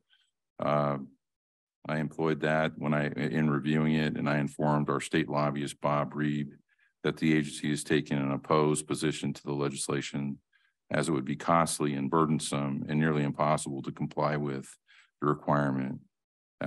So the two policy directives that I used to do that were directive number 1, maintain local control of water resources and avoid constraints on operations, and also maintain or improve DWA's ability to efficiently conduct business. The next item is DWR announces an increase in allocations from 35% to 75%. And what this means is an increase of 22,300 acre feet of our state water project delivery for this year, for a grand total of 41,812.5 acre feet. We also had a visit from Congressman Calvert to the Desert Water Agency. This occurred on March 20th. Congressman Calvert attended with 2 of his staff members and met with Desert Water Agency representatives and toured the agency's facilities. The legislative committee helped welcome the congressman and discussed high-level issues ranging from the Salton Sea to Sites Reservoir. DWA's federal lobbyist, Chris Pauley of Water Strategy, also accompanied us. DWA is actively pursuing a meeting and tour with Congressman Ruiz, who continues to represent the agency via his district coverage in Cathedral City, Desert Hot Springs, and the unincorporated areas within DWA's boundaries. We also had a landscaper workshop on grass removal. On March 23rd, DWA held the workshop, and the lunch hour and team workshop provided information to landscape contractors on changes to the grass removal incentive program with specific focus on changes for low-income customers. The City of Palm Springs Office of Sustainability presented on their mulch and composting programs, and there were 21 attendee contractors in attendance. The next item, DWA is working with partners to inform communities on water quality planning efforts. DWA is working with local water and wastewater agencies, collectively the stakeholder committee, to update the Coachella Valley Salt Nutrient Management Plan on Wednesday, March 22nd. The CVSNMP Stakeholder Committee hosted its first public workshop. The 90-minute hybrid workshop welcomed approximately 40 participants. This workshop is the first of several planned throughout the area, and the CV Salt Nutrient Management Plan Stakeholder Committee aims to complete its outreach in 2026. DWA also conducted a survey. The week of March 20th, DWA began a survey of residents. The survey was available in English and in Spanish, as well as online and by phone. One version of the survey went to retail customers, and a second version went to residents within DWA's boundaries that do not receive retail water service from DWA. DWA partnered with Probolsky Research to conduct the survey to better understand awareness and approval of DWA, to inform decisions around branding, organizational development, and feedback on programs, and public input, and to find out how important the public input is and let them know how important it is. Probolsky Research will present the survey results to the full board of directors at its April 18th meeting. We also participated in the One Palm Springs picnic on March the 25th at Ruth Hardy Park. The event is organized by neighborhoods of Palm Springs and was attended by over 1,000 people. DWA had a booth at the event with an interactive game and provided water to attendees. Board President Ortega was on hand to answer questions and promote DWA programs. This next item is a chlorine gas scrubber replacement at the recycled water plant. This is kind of a big deal for us. We have a lot of chlorine stored at our reclamation facility, gaseous chlorine, and we've had a scrubber there since 2000, which a scrubber basically is a device that would take care of a chlorine leak if one occurred and release the gas or the air back into the outside atmosphere, but capture the chlorine gas fumes.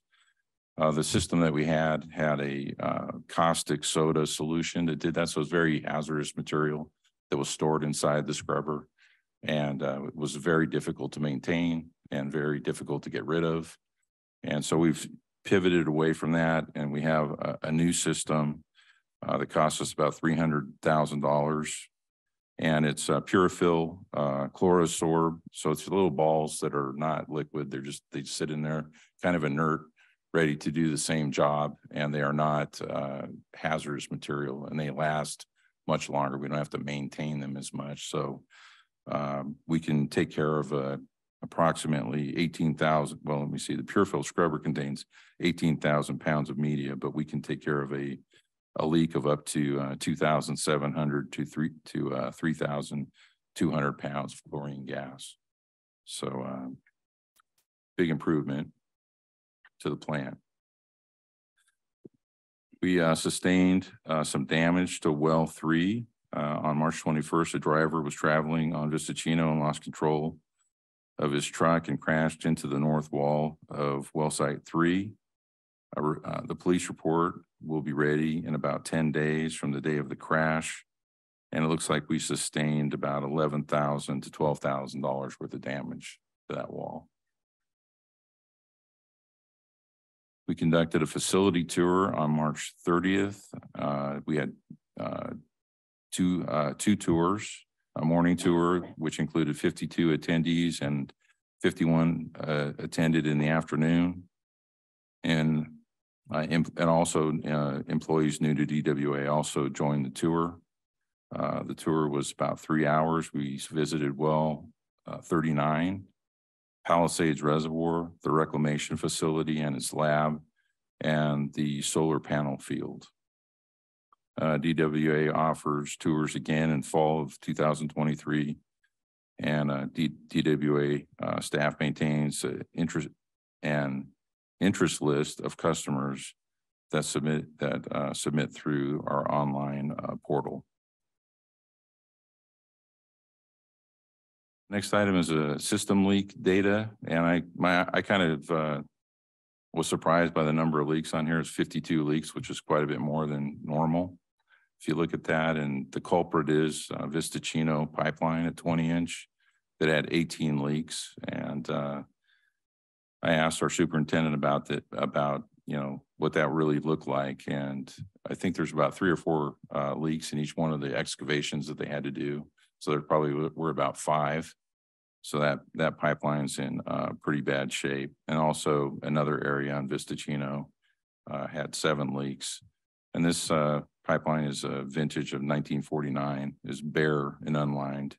So it needs to be replaced, and it is in the program for 2022-23 replacement pipelines. I'd just like to draw your attention to the table below in the report. I have some really good information in there. We were talking about pipeline replacement today, and the average unlined pipeline in our system is 66 years old or 68 years old. We've kind of determined that the useful life of these unlined pipelines is about 70 years. So there's a lot of pipe coming of age where it needs to be replaced.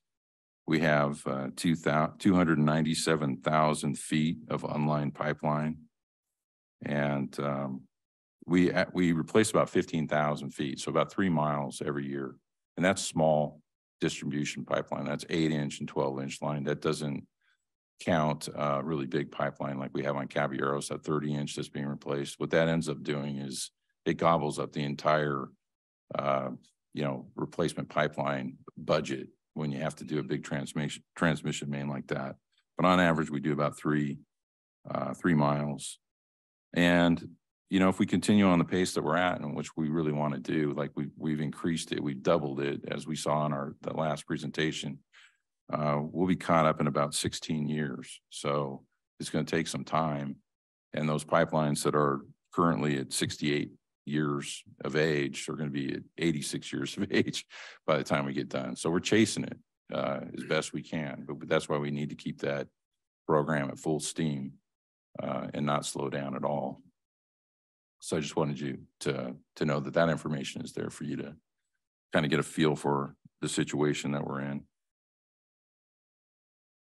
Lastly, my meetings and activities. We had quite a few budget meetings recently, and also had a couple of tribal mediation meetings.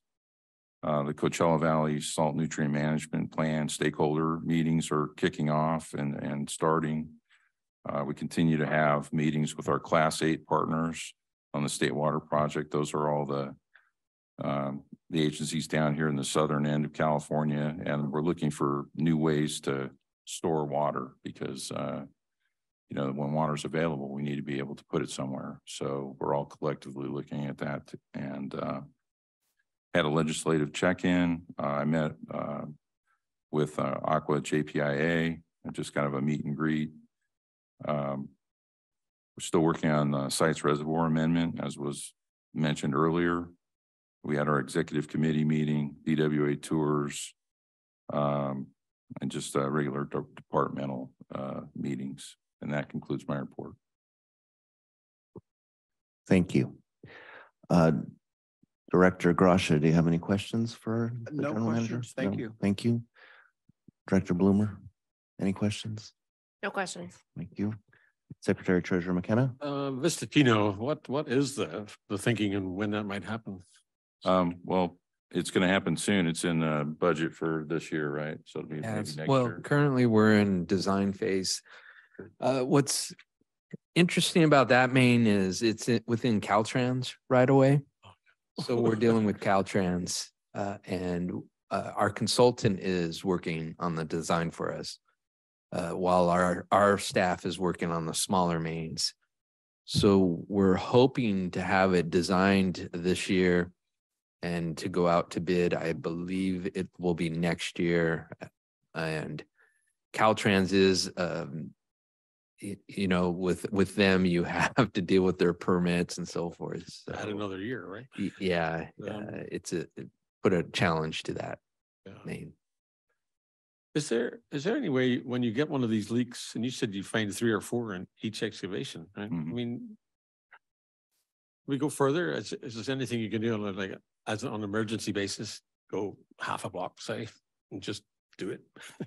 I'm sorry. Can you Do- go further than the leak area? When you're in. Oh, for replace, well, we're not replacing the pipe when it's leaking. We're putting on repair couplings. It's kind of a band. Okay. So, Hmm. if we were replacing that section, then yes, but we try to do it all at one time. Yeah. To be more efficient. We have on rare occasions, we've found where there's a stretch of main that's had several leaks. We'll replace that small stretch. For this main, it would, because it's a 20-inch main, I believe we're replacing in kind. That's a larger endeavor, so. Yeah, okay, I get it. I'm just looking for a shortcut, but there's no shortcut, is there? Thank you. Vice President Bowman? No questions. Okay, thank you. And I don't have any additional questions or comments, so we can move to item 10, Director's Reports on Meetings and Events attended on behalf of the agency. And we'll start with Director Gracia.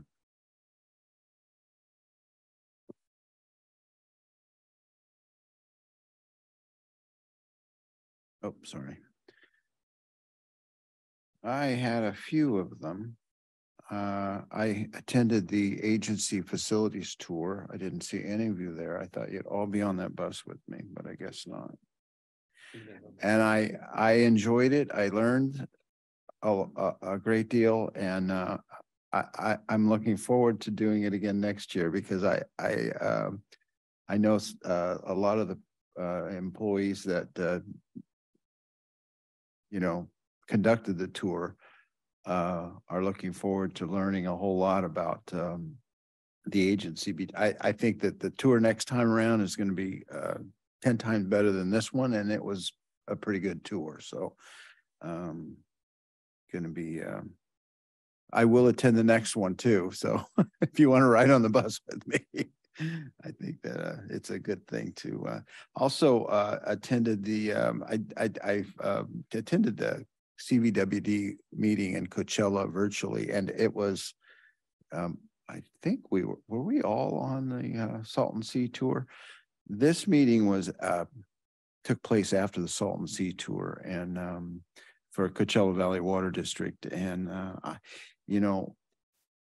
there were comments made about the presentation that took place at the yacht club.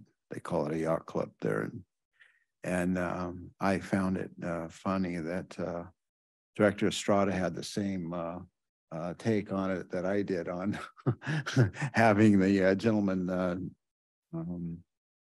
His name Scott. I've forgotten his name. I've never met him, but I've heard him speak before. And anyway, on the subject of when the Cadiz came up as a question, I don't know if you guys caught that, but I'm glad to know that I wasn't the only one that took it as a plug during an Aqua meeting that he was pushing that he owns the Cadiz project. I don't know if you're familiar with it, but it's a controversial use of water that seems to be moving forward. So we'll see how that plays out, and whether or not it comes to us as a controversial subject. I know a lot of people are their hair gets raised up on the back of their necks when I know that it's been discussed by the Salton Sea Authority to utilize some of that water in the sea, and to help at it. Anyway, the things some people come up with is interesting to make money on this business we're in here. The so that was 2 and 1, right? And then I did attend the Palm Springs 1PS picnic, and I walked around that place 4 times and couldn't find your booth. So I apologize for not catching up with you there, but I did get the opportunity to meet with people and had a constructive conversation with a couple of people about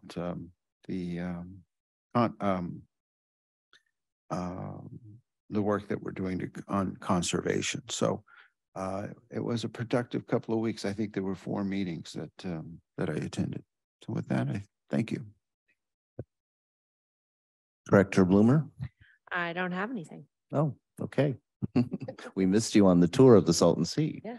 Yeah. I thought you were there. I was not there. I didn't say look. You seemed to. That wasn't me. Your doppelganger, Secretary Treasurer McKenna. Salton Sea, yes, I participated in the circumnavigation of the Salton Sea. We saw some great work being done in the multi-species habitats, about 4,000 acres of restoration, which leaves 296,000 left to go. But it was, it was really useful work. Saw fields of alfalfa everywhere. It seems like they've crowded out the vegetable and tomato production completely. And, that's one of my personal dislikes, but it's there and it's using huge amounts of water at $20 an acre foot. Wouldn't that be nice if we could get some of that? We could cut our rates, not raise them. I especially was impressed by Coachella Valley Water District Director, I think his name Castulo Estrada. He's done some great work in extending the potable water pipelines. Is doing great work extending potable water pipelines to Oasis, where the groundwater is severely tainted with arsenic. They took us alongside one of the trailer parks to Avenue 66, and it's really third world conditions. And it's great to see somebody working on that problem. And yet a quarter of a mile away, there's this, I saw a pipe manifold of 4 16-inch pipelines for irrigation. So we have a situation where the farmers have got tremendous public infrastructure built at public expense, but there isn't potable water for the farm workers. And, that was very telling, I thought. But anyway, kudos to Director Estrada for what he's doing. That's it from me. Vice President Bowman? I too was on the Salton Sea tour with the 4 of us, and I didn't see you, so. But it was interesting. This was not my first tour, but it was by far the best. And as we circumnavigated, and we had on the bus almost constant presentations about the things we were seeing, the habitat that's being protected, the mud pots. It was just fascinating. And I would highly recommend it to anyone next time it comes around. The one I had done prior was not with Aqua. I think it was only put on by CDWD. And it was good, but not as robust as the Aqua one. And I forget the gentleman's name who had the whole. Patrick O'Dowd? Yeah, Patrick O'Dowd. Man, he is passionate about the sea. And I appreciated his passion. Thank you. So I'm not going to repeat what others have already said about the tour. I thought it was an excellent tour, and certainly learned a lot about the sea and about water related to the sea and how it's used in that part of the Coachella Valley as well as the Imperial Valley. I also attended as General Manager Kraus already pointed out, attended the 1 PS picnic and spent some time in the booth talking to folks.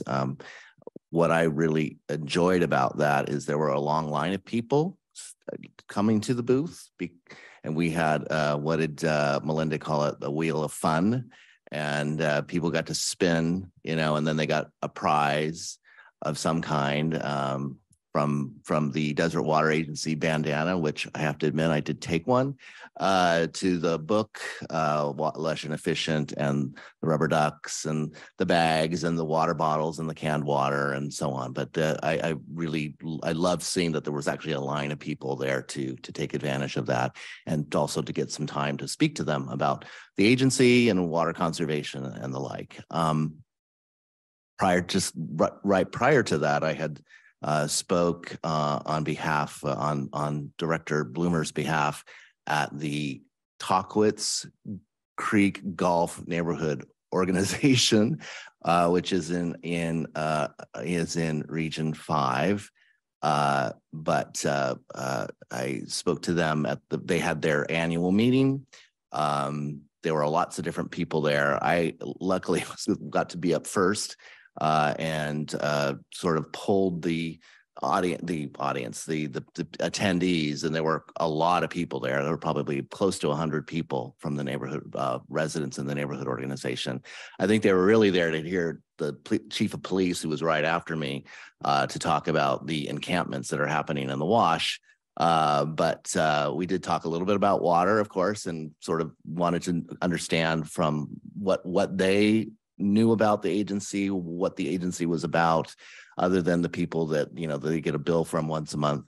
But there was a good dialogue with the city council member, Christy Holsteg, who represents that part of Palm Springs as well. So there was a good dialogue between me and Christy about some overlapping issues with the agency, as well as, of course, Christy and the police chief. So that was actually a really nice event, even though it got a little heated at times because of the topic again of these encampments in the Wash. And in fact, one of the questions directed at me, which I was a little surprised about, was, what are we going to do about it? And I'm like, well, we can't do anything about it. And you're going to hear that from the police chief in a minute. That's really their responsibility. And I think also General Manager Kraus already mentioned the meeting that we had with Congressman Calvert, and then we actually had a meeting the Friday before with our new Assembly representative, which were both, I thought, very productive. And what I took away from that is both of those gentlemen know a lot more about water than I was going to give them credit for, because they really seem to be quite conversant in the issues. So with that, unless there's anything else, I think we can move to item 11, which is director's comments and requests. Director Gracia. A few meetings ago, we did our annual review of the general manager's contract. And I wanted to ask that we, at some point in about the midway through, that we bring it back for a mid-year review, because there was an aspect of that we left off that I think the board might want to consider without the pressure of the other items that we consider. In my view, anyway, I felt like there might be, it was too, anyway. At some point halfway through the end of the year, maybe if you could put that back on the agenda, if it. And I believe that would be in closed session. Yes, absolutely. But Okay. that I'd be appreciative of that. Thank you. Okay, thank you. Director Bloomer. My only comment is I will not be present at the next board meeting on April 18th. Okay, you going someplace fun? Costa Rica. Okay, thank you. Secretary Treasurer McKenna. Maybe a little bit off the wall, but when the wind is high, and from my viewpoint where I live, I see a massive amount of dust blowing across the valley, and it seems like quite a bit of it originates in the replenishment area around Whitewater. I'm wondering, has anyone else made that observation? Do we have any thoughts on, should we be doing dust control in there, for instance? I said it was off the wall. There you go. Let's see, Vice President Bowman. No further comments. Okay, thank you. And I have none as well. So at this point, it is 10:20. If we could adjourn to closed session and begin at 10:30, that would be great. Thank you very much.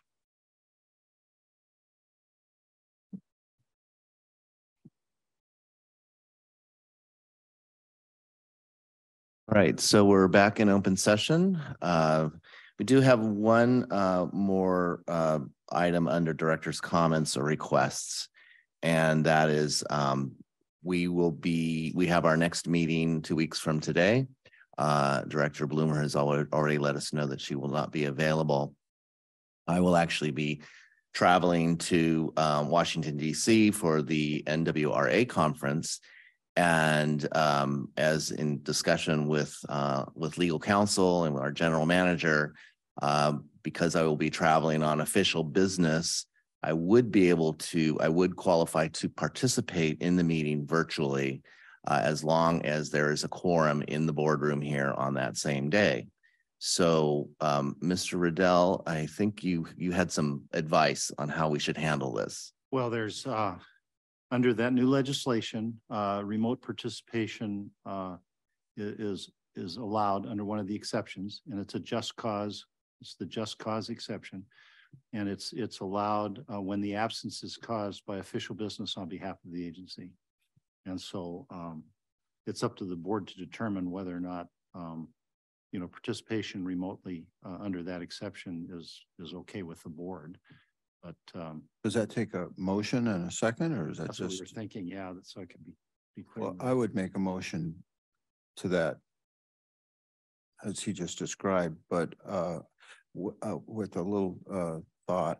I noticed that when President Powell's not president or present at CBWD meetings, their vice president, he's on remotely, but the vice president actually chairs the meeting in the room.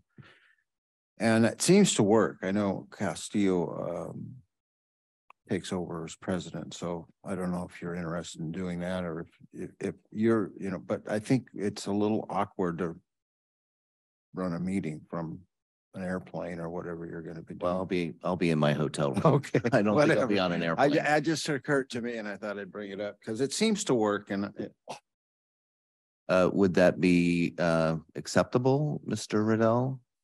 As far as having the vice president physically chair the meeting? Sure. I mean, if that's what the board would like. Okay. That's So would you like to make a motion for that? yeah, I would move that we accept that, and that the vice president will chair the meeting on that day. Okay. Is there a second? I'll second. Thank you. So a roll call vote, please.